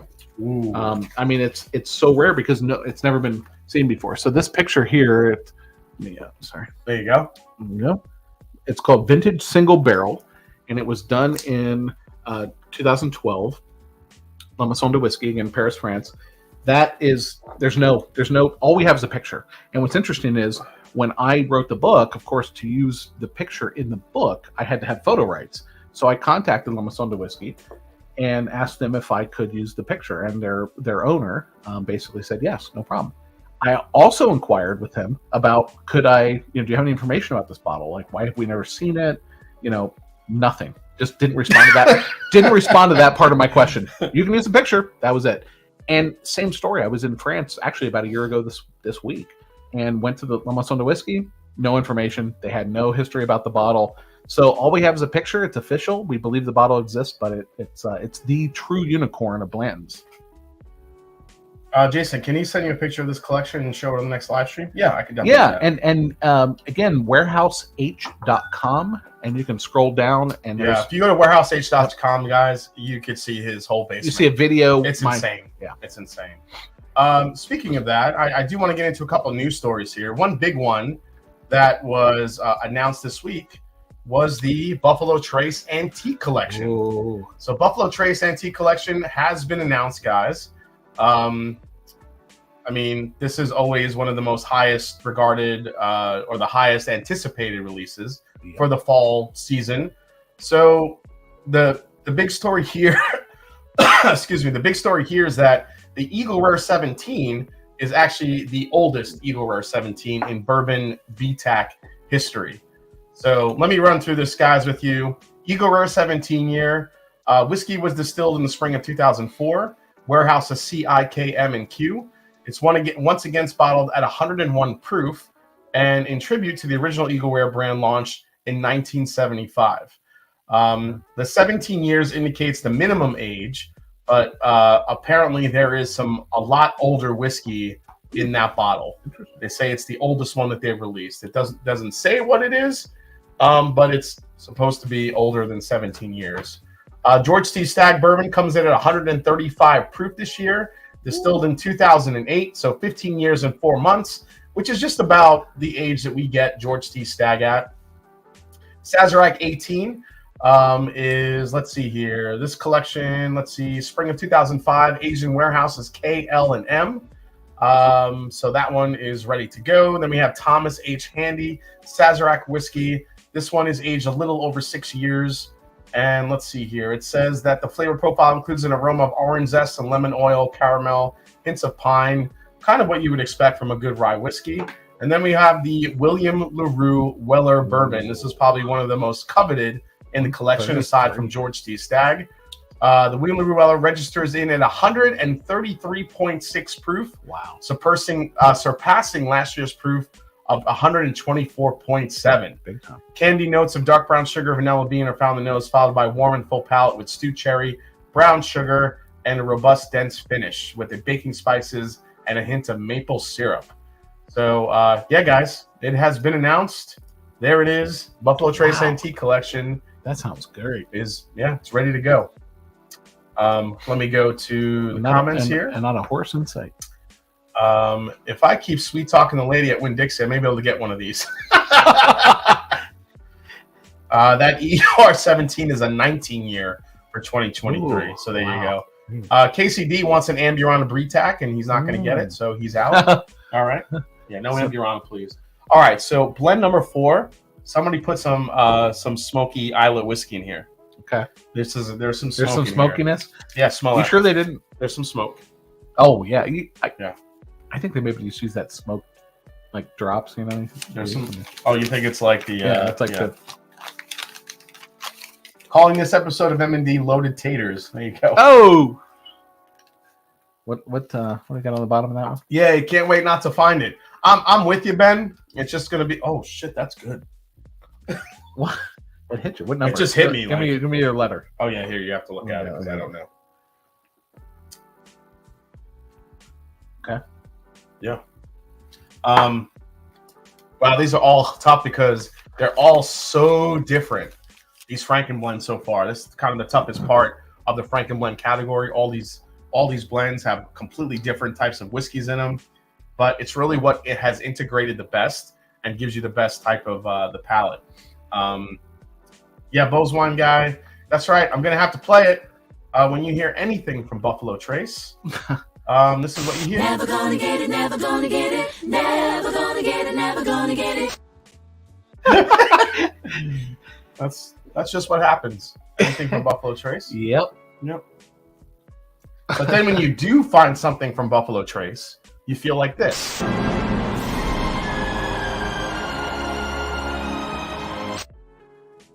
Rudy. Yeah, it's one of those things. It's one of those things that I don't think I'll ever find a BTAC again. My store in New York that used to get BTAC now gets a very, very, very minimal amount of BTAC, and I just can't get it anymore. And it sucks. Because I was able to get like a bottle of George C. Stagg or Wilder Weller or an Eagle Rare 17. Not all of them, but they would offer me like one from the collection. But that doesn't happen anymore because they just don't get enough. Yeah. And there have been people that have been shopping there for years before I have, and they should get that bottle. Right. Yeah. Because they've been doing it for years. So, but you know, it's unfortunate. Everybody always asks me, why don't you ever review the BTAC series? Because I don't get it. I'm sorry, guy. I don't get those bottles. I don't. I have an easier time finding a lot of other stuff, but if somebody wants to send you a sample. Yeah, I mean, samples are out there. I can't get on Buffalo Trace's sample list. It's locked up. So it's just one of those things. Wish I knew somebody. I wish you did too. Yep. Did you fall out of favor, Jason? It's the Italian way. I might have. I love that Dom looks at the answer key and his looks are fantastic. I'm like, I want to, like, I'm trying to figure out a way that I can communicate to the audience which one is which, but without you seeing, I can't figure it out. I'm like, all right, I'm on to sample 5 here. Ordered a couple of books. Looking forward to reading your book, Dom, says Tim Cornet. Thank you, Tim. There you go, Tim. Really appreciate it. Awesome, man. Ooh. Can I get a letter on that one? Got it. Actually, you know, I could see the letter. I don't know whose is whose. Yeah, you don't know. So it's letter E.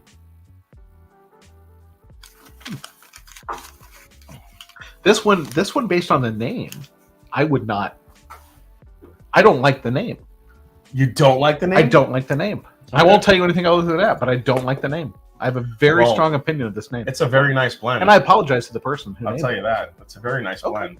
Ken Dad says, don't give it away. Damn, that's a flight. Yeah, 6 pours.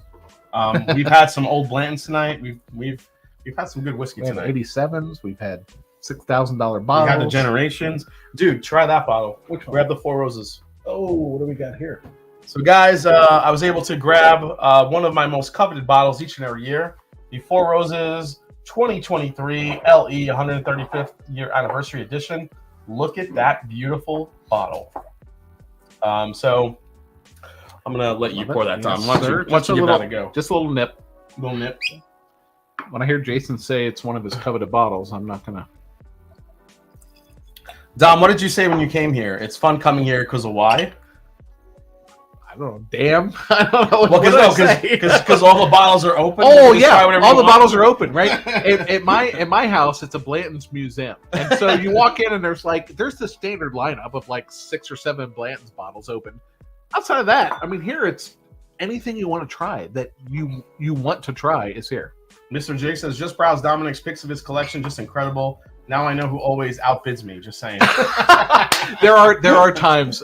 I'm out of the game now, so I'm not really bidding against people. But there were times in the past where, yeah, it was rough. This is a very elegant blend here, number 5. This one has spice. It's got sweets. It's very balanced. This to me, even though some of these other ones are a little bit more punchy. Number 5, which was letter, I think this is the E one. This is the one that's not as much in your face. This is the one I didn't like the name. Yeah, but it's got a lot of depth to it. Okay. This one's very impressive. But no smoke. Whoever blended this one. This one is not giving me the smoke. Yeah. How's the tasting going? I'm popping in now from work. Donald Rants, we're just kind of getting through it here. I really love this number 5. It's got a lot of depth to it.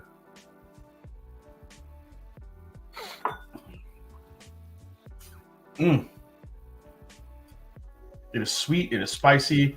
That is a very, very well integrated blend. Love it.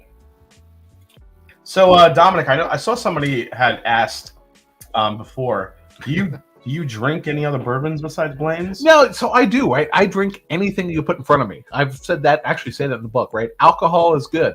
Right, greed is good. Right? It's like my Wall Street. Right? Yeah. But no. but I'm not the same level that you or other people are with bourbon.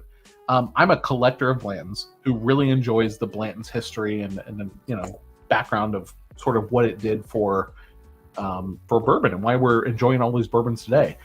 But that said, I don't have the sophisticated palate that could truly appreciate sort of the bourbon bunker that Jason lives in here, and that he lives in and shares, and you can't even really see it here on camera. But yeah, I do enjoy bourbon, and I can understand and appreciate some of the nuances between things, and appreciate what's good from maybe Pot's will, but yeah.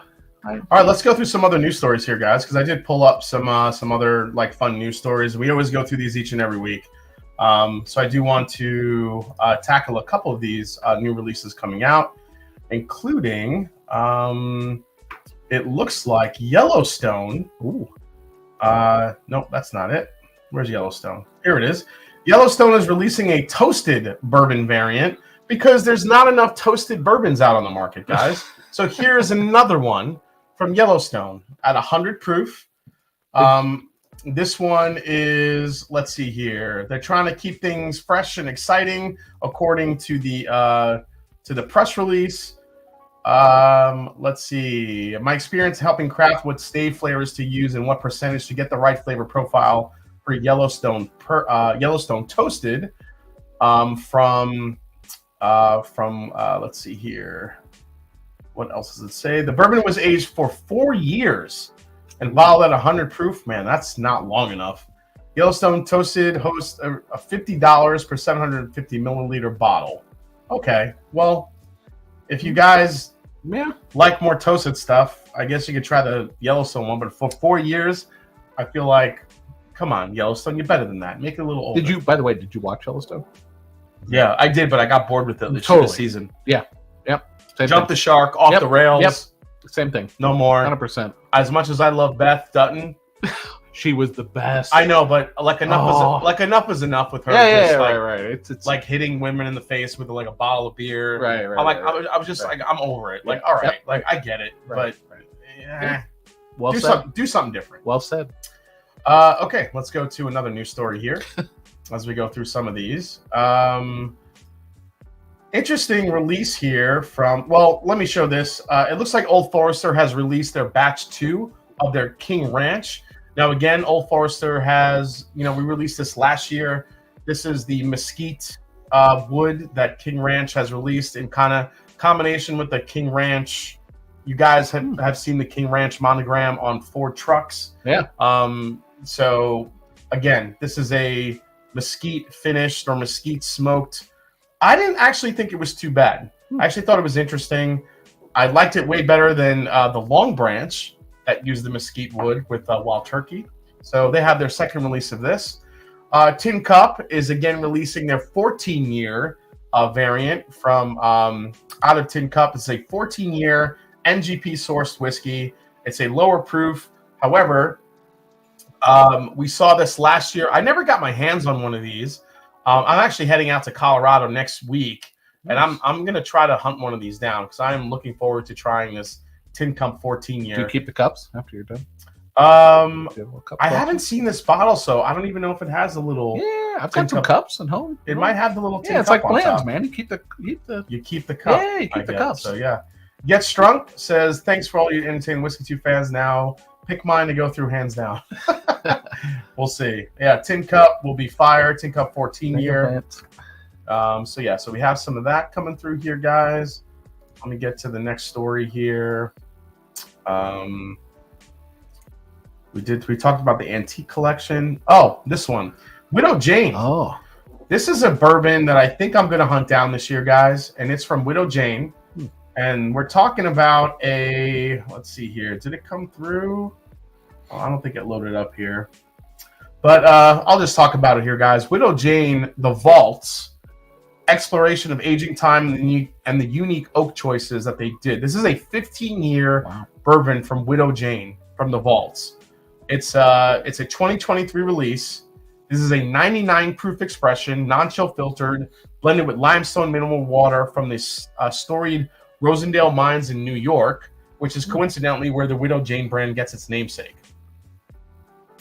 The departure of Lisa Wicker kind of, I'm not going to say stopped this series, but it was made under the stewardship of Sienna Jeremoff, who was brought on as the head distiller after Lisa Wicker left. This is going to be available in most states, but the price on this one is about $250. Ooh. So yeah, it's a high price on this one. So that one's coming out. I do want to talk about this release right here. Angel's Envy kind of sneakily announced these bottles, guys, and it looks like, let me see here. This is the first 2 whiskeys under its new master distiller, including the brand's first cask strength rye. Wow. So this is cask strength rye will be available for purchase at select retailers in Kentucky, New York, Florida, California, Texas, Illinois, Ohio, and Tennessee. The bourbon as well will be available nationwide. Both will be able to be found at the Angel's Envy Distillery in downtown Louisville. Both are releases under Owen Martin, who joined the brand last September, becoming the first Angel's Envy master distiller since 2013. So the cask strength rye is finished in sauternes and toasted oak barrels, bottled at 114.4 proof. Suggested retail price of $270. The cask strength bourbon finished in port wine barrels, hosts a proof of 118.2. Suggested retail price of $230. I just want to get reactions to that, guys. Yeah. I am not in on that. I do want to taste the cask strength rye from Angel's Envy, but not at almost $300. Are you kidding me? For Angel's Envy. Dude, Oof. that's crazy. I don't know if I could stomach that, to be honest. First master distiller since what, 2013? Yeah. They said, wow. Yeah. Yeah. Pass, ouch, and hard pass. William Dallar says, wow. Ooh. Yeah, that's tough, man. I don't know if I could deal with that. Yeah, that's. I want to try the rye cask strength. I actually rather try that rum one that they have as the regular expression. Yeah. That sounds at great. cask strength, but it doesn't look like we're going to be able to kind of grab that one. And of course, guys, it's the most wonderful time of the year because now it is time for Midwinter's Night's Dram to hit the market from High West. Heyo. The 11th edition of the widely popular Midwinter's Night's Dram. This one clocks in at 98.6 proof, $150. The prices have gone up. 150. This follows Midwinter's Night's Dram Act 10, which was described by most people as probably one of the better Midwinter's Night's Dram we've had in a long time. Let's see here. Yeah, I mean, everything seems to look the same here, guys. I'm not sure what's happening with High West. It's one of those things where I feel like Midwinter's Night's Dram is all they have to hang their hat on. And it's one of those things where I wish they would do a little bit more. Constellation Brands bought them out, and I feel like ever since then it's kind of dipped a little bit. I don't know. You guys sound off in the comments. What do you think? I don't think it's worth $150. I'll get a bottle to review, obviously, but I know it's not going to be worth it, even though it's one of the more unique rye whiskeys you're going to have with that really unique port finish that they utilize. So, all right. I got to go back to number 5 here. All right, Dom, did you try the Four Roses yet? Yeah, I did. Fantastic. So there's like 20-something-year-old whiskey in that blend. Really? Yep. Wow. This number 5 is delicious, which is letter E. I don't know who blended that shit, but it is incredible. That's the one I don't like the name. I know, but it's a great blend, dude. You know what? I'll hand it to you if you want to get a little sip of that. I'm telling you. Take a sip of I don't like the name because of one. Well, take a sip of it. It's got everything. Oh my gosh. Right? Oh my gosh. It's got everything going on in that blend. It's got sweet. I've got cherry. I've got spice. Spice. It's got a little bit of everything. Oh my gosh, that is good. Yeah. I know who it is. Whoever blended letter E. I'm a fan. That's some good shit right there. Wow. The thing about Angel's Envy cask strength is you can get a store pick at 110 for under 100. Yeah, Colby Shaw, this is a great point. So you can get a store pick of a cask strength bourbon for about $100. Sure. Released, Angel's Envy started doing these store picks. So why am I going to pay $200 something right. for another cast strength? Now the cast strength rye is a different story. However, that is way too high of a price for a non-age stated Angel, because everybody knows Angel's Envy rye is not that old a whiskey. Right. They really kind of bank on their finishes. They bank on their bottle design, and that's really what it is. Right. So, yep. Interesting. Yeah. Big Vic says, "Damn, hates my name." Yeah. Dom, okay. wait, what?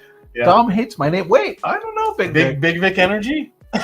No, I actually thought that was you great. like that name. I love that name prior to the show. So Big Vic, apparently number 5 is not yours. So yeah, go scratch your ass. I would not say. Sounds rigged, says Ken Dad 23. Oh, it's honestly not rigged. Yeah. What do you think about Kroger's going to Saturday? Says Jara Wright. I think everybody else is doing Saturdays. I get it. I was more used to the Kroger's here. I have a Kroger right across the street from my house. And I liked that they did Tuesday drops because it was usually a little bit less crazy. Bourbon Jerk says, cheers to tonight's entries. Thank you so much, Bourbon Jerk. Bourbon Jerk. Damn it, says Big Vic. What are you sipping? Angel's Envy is only good for their finished products, guaranteed. Plus, you get those cool golden wings with a store pick, $99, says Bourbon for Bacon. Yeah, you're right on that aspect. All right, last one here, guys.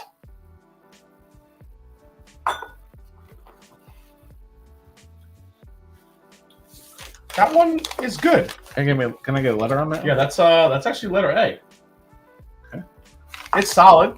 It's a solid blend. I don't think it stands out like a couple of the other ones here. But man, Fred Minnick just got his antique collection in the mail, says Eric Sawyer. Yeah, Fred's gonna post a video on that. I'm sure it's Bourbon Night. Chad and Sarah, I know, get the samples from them as well. But Buffalo Trace. We're drinking $6,000 blends, so come on. Buffalo Trace. Come on. Send me some samples here. Nobody's drinking this. Fred doesn't have this. Yeah. It's gonna be really hard for any antique collection to suck. It's just they're not gonna suck. Right? How could it? You can't. I will say though, the Eagle Rare 17 that I got a few years ago didn't live up to the hype. Really? Yeah, I believe it. That I thought it would be. I think George C. Stagg and William the Weller, those are the two bottles in the antique collection that are absolutely worth hunting and chasing. Year in and year out. Year in, year out. Yep. It just doesn't matter. Right. Jason has good things to say about Buffalo Trace. Most of the time. Yeah, I mean, there's a few videos where you... It's not that. Here's my thing with Buffalo Trace. They make great bourbon, great whiskey. It's their marketing. But their press releases and their release announcements are a joke. Yeah. Because nobody ever sees their bottles. Right. And I think it's bullshit. What do you think about, have you discussed on your channel that like Mark Brown's retirement or transition? We did when it happened. Yeah, right. But it's just one of those things see what happens next. It's kind of like a running joke. Yeah. Like anytime a release comes out for Buffalo Trace, it's like well, nobody's great, gonna see it. Nobody will ever see it. But even in the blends world, I mean, gold and straight from the barrel, like finding those in the U.S. So let's talk about that. Yeah. Gold and straight from the barrel transitioned to the U.S. not that long ago. A couple years ago, 2 years ago. Blanton's, regular Blanton's, is said to be 4 to 5 year old product, maybe now, maybe 6. They still 6-ish supposedly, yeah. But again, I think it's probably a little less. I think it's a little less. Yeah. Okay, it's got to be over 4 legally. But legally it's got to be over 4, even if it's 4 years and 5 months. Yeah. I mean, you're looking at is gold and straight from the barrel older than regular? I mean, we don't know, right? We don't know. They should be at least the equivalent of those. Okay, but we don't exactly know. What's interesting is the proofs are changing. Correct. That's the proofs. Okay. And if you go back and look at the videos, if you go on Buffalo Trace's website or on YouTube rather, their channel, and look, Chris Comstock, who was previously with the company, no longer with the company, actually talks about like the first year they released gold and straight from the barrel. It was like a couple dozen barrels. I mean, it was nothing that they put out there. I think they've ramped up a little bit. They have a third shift now. They are releasing it here, but it's not in the quantities that people want. Chris, I agree. Burai is one of my favorites that they've done, and Prisoner Share. I can't say I've had that one yet. So, Prisoner Share. Yeah, that's a red wine finished. Oh, nice. High West. I really like those. Let me see. What else do you have over here for you to try? You just kidding. I thought you were trying all the. I am, but I like that you're. I mean, honestly, I could nurse. You want to taste a crazy whiskey? what's crazy? Crazy. Like I'm okay. talking the proof on it, the flavors on it. It's crazy. Yeah, sure.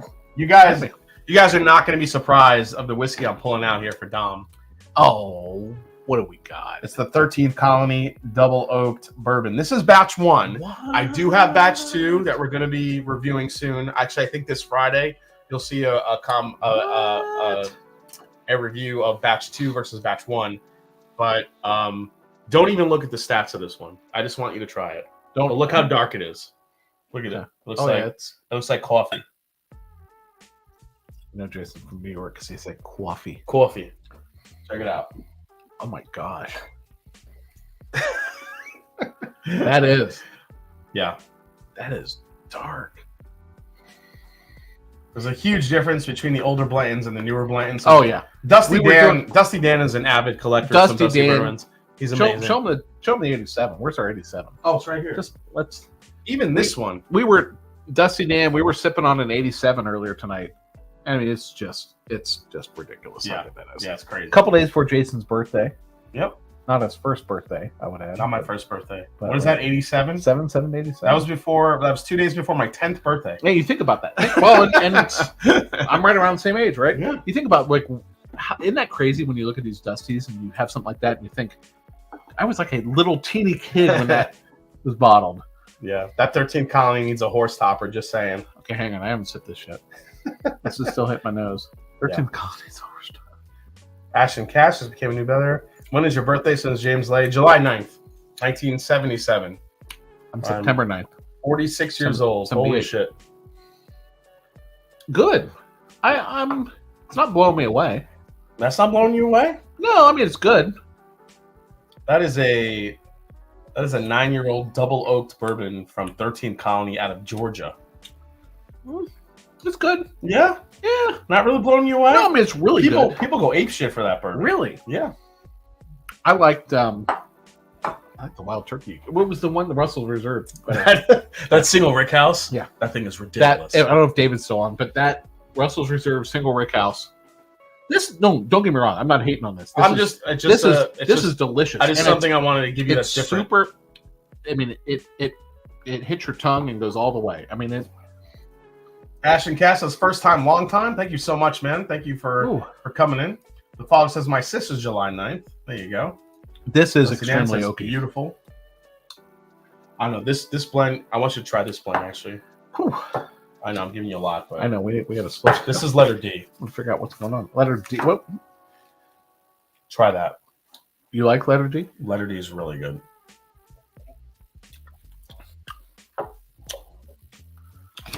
It's got all the things. Oh wow. Yeah. Letter D was good, but E was E. I think E and D are my top 2 right now.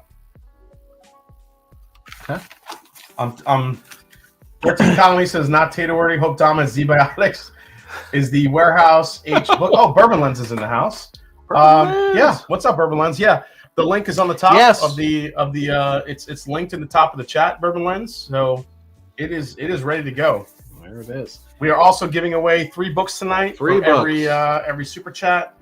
We're also giving away a Blanton Zippo lighter, a Blanton's vintage pocket watch, vintage pocket watch, and vintage Zippo lighter, and a sample of this ridiculously rare.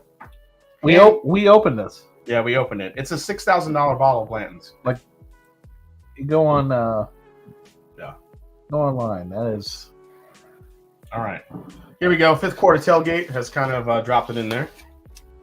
Tonight's giveaway. Nice.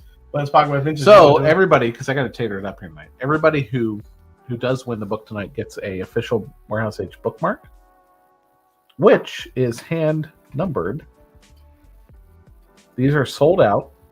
You can see this is Jason's. He has number 240 out of 250. That's right. I got a handwritten. Just like the Blanton's bottles. I'm such a tater. These are sold out, but the 3 people, I saved a few. The 3 people that win tonight will get a bookmark. You know, I really love this smoky one too. It's really between. Well, yeah, 2 is great. 2, 4, and 5. I don't know what letters those are, though. 2 is letter D. Okay. 4 is letter B. And 5 is letter E. I'm actually going to eliminate the rest of them. Okay. So 1, I'm going to take out. 2, I love. 3, I'm taking out. Okay. 4, I like. That's the smoky one. And 5, I love. And this last one, which is letter A, it's good, but it doesn't hold up to these 3. So we've got letter D, letter B, and letter E for the first round of the Frankenblends of Blendageddon. awesome.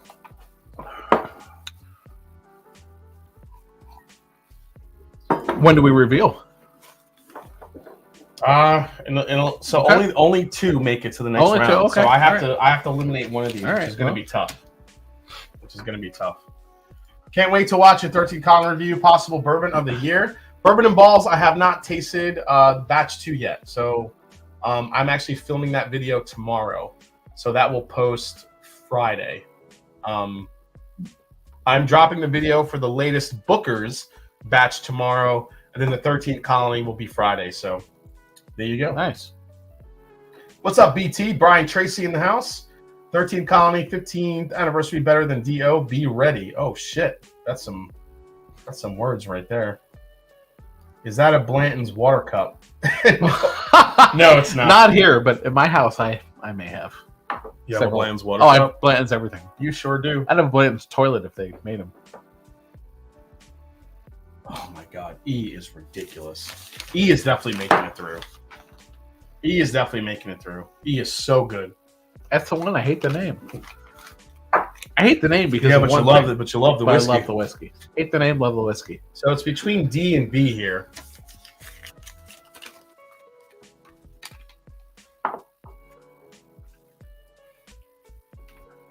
This one has a little bit of smoke to it, but it's so well integrated. It's really delicious. I'm not a smoky guy, so I don't know.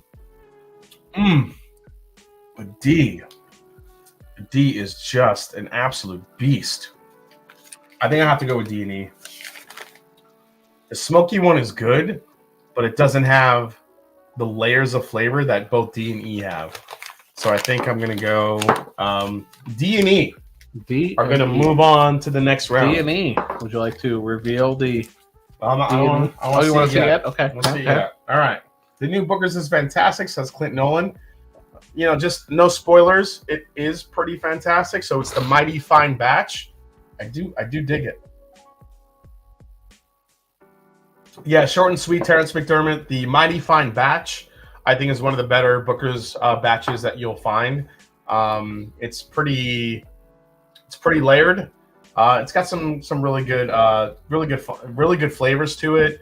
It's a little bit fruity, which is what I always look for in a Booker's. It's not just like that peanut type aspect to it, but you'll see the review tomorrow. So, Bourbon Jerk says, "Big money, no whammies. Which Booker's?" It is the 2023-03, which is the Mighty Fine Batch. Okay, so let's find out who was eliminated first. We're gonna go with this one right here. Do you want me to read them, or you got them? Yeah, you want to read them? Yeah. Okay. So who do we eliminate? Letter B. Letter B was. Hold on a second. Give me your look. Letter B was the smoky one. Okay. I think I tried that. Smoky. I think there's some Isla Scotch in that. Who is it? Sorry, Will. Will Davilar? Yeah. No. Sorry, Will. Sorry, Will. No, Will was right on the cusp. Answer key. Will was right on the cusp with his blend. He was right there because it was close, but these two are just more well integrated. Yeah. All right, let's find out. Try. I mean, let's find out what's in his. Okay, what's in Will's? So here's Will Davilar's answer key for his blend. Will, damn it. Maybe we'll see how you do with your American whiskey blend, Will. All right. Hi, Jason. It's always a blast to participate in. 1 part Calumet 15, 1 part RD French Oak, 1 part Lucky 7 Holiday Toast, 1 part Doc Swince's Pinot de Charente, and half a part Old Ezra 17. Oh, wow. The Melange. I had to go international, have fun with these cask finishes. I'm sorry. Oh, this is the. Oh shit! I just read his American blend. This is the. I didn't realize they were in both envelopes here. Sorry, man. So the Melange. This is the. Oh, okay. Gotcha. Clonala Kilty Sauternes finish, Starward single barrel red wine finish, and Kilkerran 8-year, which has the smoke to it. It's that. That's Kilkerran. the smoke. That's the smoke. Gotcha. It was good. Yeah. But I mean, based on your American blend, it sounds good. We'll see how it does. But okay, so that was the smokiness in it. That's the smoky. So we have to save that envelope. I didn't realize he had both. Yeah, right. I was going through. I'm like, wow, interesting. Yeah. Okay, easy enough. All right, next one we eliminated was letter A. Letter A goes to Frankenjerk. Ah, Frankenjerk. This was really great off the bat. Unfortunately, went against two just hitters. And we have his blend right here. Let's see here.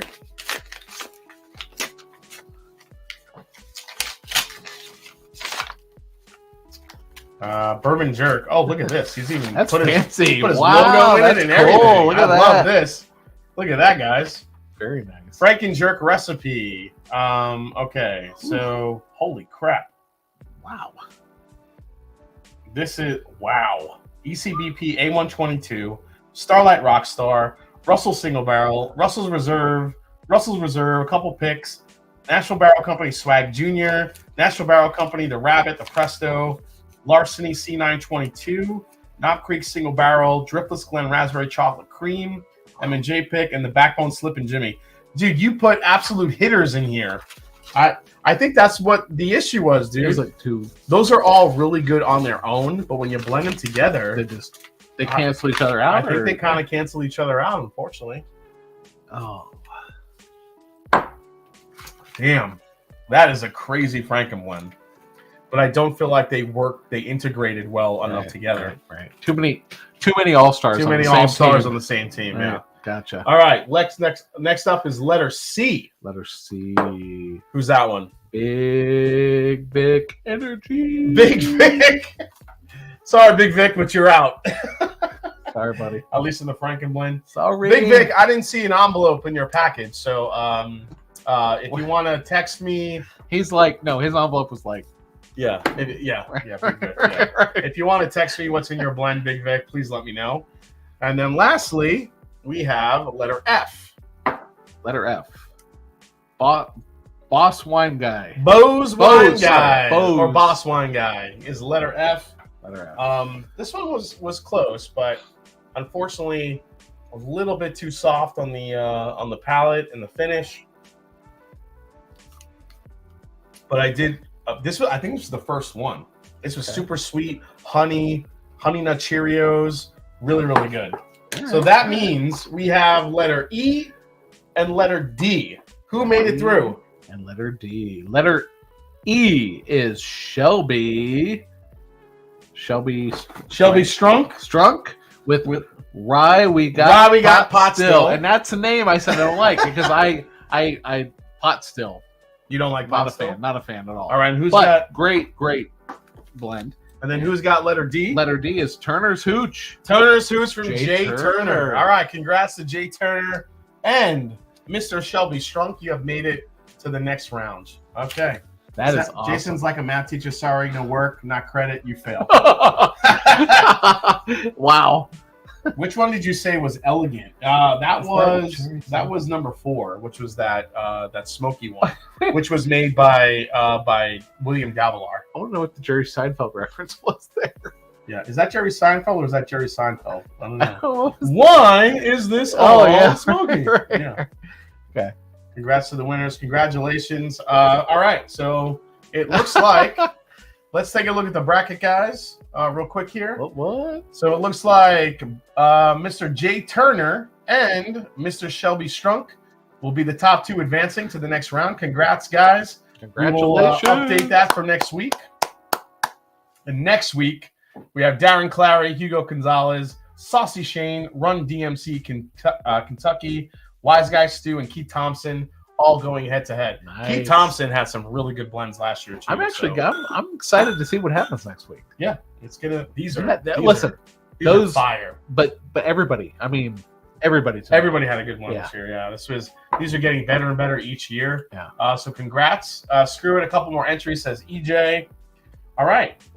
What do you say we give away some books and some samples? Let's give away some stuff. Let's have some fun. This is here. great. Congratulations, So everyone. Shelby and Jay Turner, we're going to keep these sealed, and we'll see how far they get Ooh. on the next couple weeks. I will be tuned in for my In the meantime, my Blanton's I'm going to bunker. have a little bit more of this. Just a little bit of that. Just a touch. What do we call it? We said it was cherry Almond biscotti. biscotti. Biscotti cookie. Yes. All right. So Scott or Eric, if you have any entries that you have, give me the numbers, and we will get this. We will get this going. What are we giving away first? Oh, Eric Sawyer said blend the blends. That's what I said. We could do that. We're gonna do that. Let's blend the blends From all night. all night. Let's blend the blends and let's see what I'm happens. a big fan of haven't you ever heard about people that go to McDonald's and Wendy's and take the hamburgers and put them together and make Yeah, we're gonna blend the blends here. Put a little bit there, a little bit of that, a little bit of that. This is like a petri dish. We're gonna end up going to like a Russo pour here. Which is don't to the even top. start with that. Well, Russo pour. It's a thing. Russo. And there it is. This is the blend of the blends. Look at that beautiful thing. It is beautiful. Great first round, guys. I'm ready with the giveaway whenever you are ready. All right, fifth quarter tailgate. What are the numbers? How many entries do we have?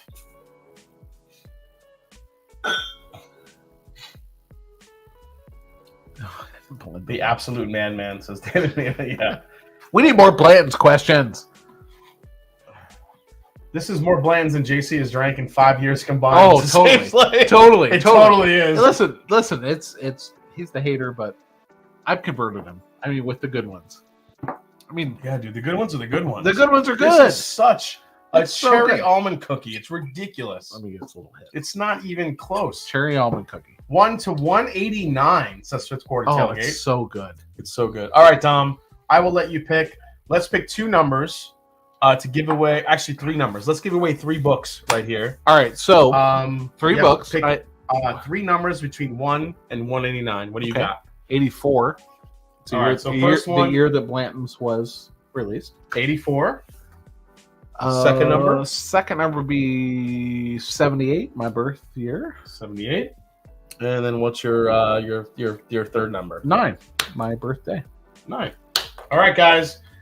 Scott, 84, 78, 9. Who wins the books? Let's go for it. Juice 8 says, on the blends, do you prefer the lower Ricks or the higher Ricks? Again, we don't know, right? The Ricks. What's interesting, I had access in Warehouse Age by myself for an hour. I gotta be careful I don't disclose too many names. I got into Warehouse Age legally, right, with permission, and I was just able to go through it, for whatever hour by myself. I wandered and wandered and wandered, and what I noticed was the Ricks were the same numbers on every level. It wasn't it was 2-, 3-.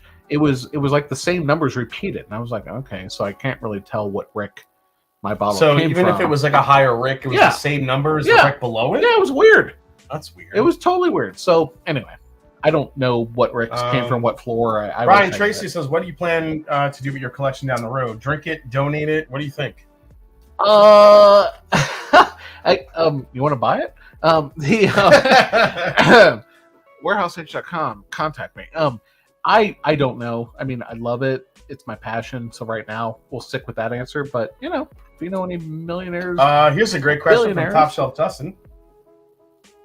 Why does La Maison du Whiskey get hit or blends and my local store's pick tastes like the glue they make in the well, this long-standing relationship with La Maison de Whiskey, so they're going to get the best stuff every year. And yeah, your local store is going to get the standard blends. It is night and day difference what goes into the bottles. I mean, Jason and I tried it last time I was here, and it was fantastic. And it was fantastic. I mean, we tried a 2020 La Maison de Whiskey. We tried a 2019. Yep. Special release. They were fantastic. Blend 1. So this is Big Vic's blend. 1910, 90. He has 1910, 1920, which are Old Forester products. He's got a Smoke Wagon single barrel. He's got a Redemption pick. He's got Elisha Craig Toasted. He's got Bullet single barrel, 104 proof. He's got the Poor Man E.H. Taylor 4 grain. He's got Yellowstone Louis 2 Licks pick. Sagamore Rye Sealbox pick. Turkey 101 2018. A Pinhook 104. An NBC Sealbox pick. And a Prideful Goat 15-year. Oh. Holy shit.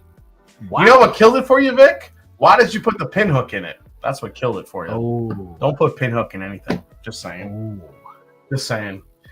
We have our winners here. Brian Schuba, the Bourbon Jerk, and Darren Clary. Oh, a signed book. Congratulations, guys. Nice, guys. Excellent. All right. And you get the bookmark. Don't forget.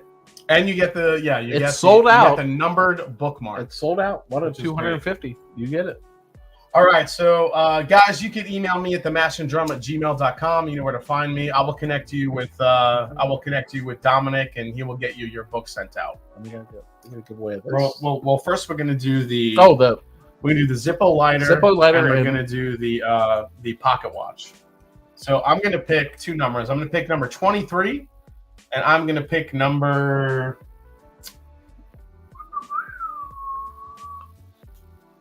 I'm going to go high here. I'm going to go 100 and give me 107. So give me 23 and 107. Okay. Big Vic. Yeah, fuck Pinhook.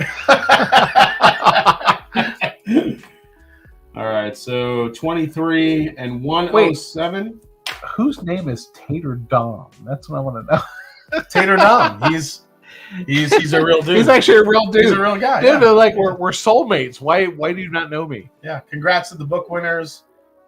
This is for 23 will win the Zippo lighter, the vintage Zippo lighter, and 107 will win the Blanton's pocket watch. And these are honestly rare. Like they're actually rare. Like things. You can't find this stuff easy. Yeah.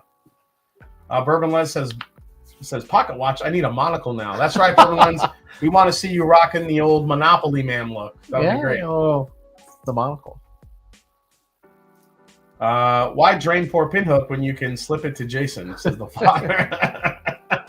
Exactly. That's exactly what Big Vic's mistake was. 23 goes to Rob M. So he gets the Zippo lighter.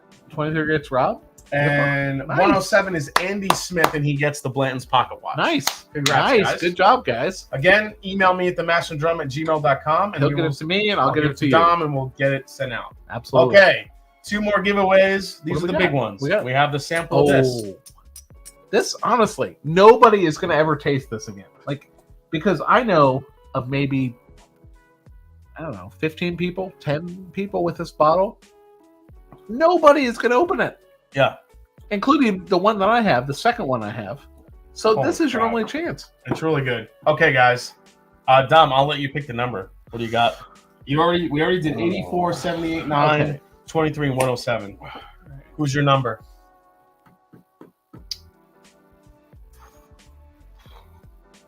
How about 82? 82. Scott, who is number 82 for the sample of the super delicious rare Blanton's bottle worth $6,000. Here we go. Come on, 82. Kenneth Rathburn, how does Mighty Fine compare to Charlie's? I do that comparison on the video, Kenneth, so you'll have to tune in tomorrow to figure that out. 82. 85. The Bears. Oh shit, Thrasher gets it. Very nice. He's a good guy. Nice, Thrasher. Good job, buddy. Thrasher. I picked 82. That's my brother's birth year, so I picked 82. Thrasher. Good job, Thrasher. You win the Christmas goose. Nice. Good job. 82 goes to Thrasher. Thrasher, look. It's Thrasher. Holy F. Yeah, holy F. He's psyched. What did he win, a buck? What did he win? No, he won a sample of that. Oh, a sample. Yeah. He won that. Thrasher. Congrats, Thrasher. Like, nobody is going to drink this, Thrasher. But it's so good. It's good. It's really good. I mean, you want to go get a biscotti, maybe a little. It's very like Christmassy. It's like yeah, holiday. this is cinnamon. That's what Santa's bringing. Yeah, this cinnamon year. crown. He's bringing you another bottle of that. Yeah. All right, guys. Thrasher, shoot me an email at themashanddrum@gmail. I'll get you in contact with Dom, and he'll send you a sample of that thing. All right, now it's time for my samples. I'm going to do a 2-pack. Okay. So somebody's going to win a sample of the Wild Turkey Generations, and I'm going to throw a sample of the single Rick House Camp Nelson F in there, just for somebody. So my number for that giveaway, those 2 samples, is going to be number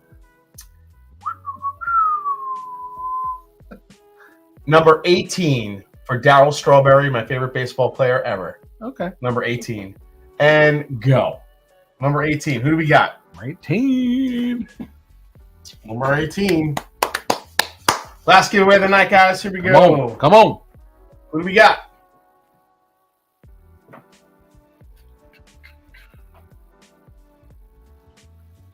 Number 18. Who's got it? There we go.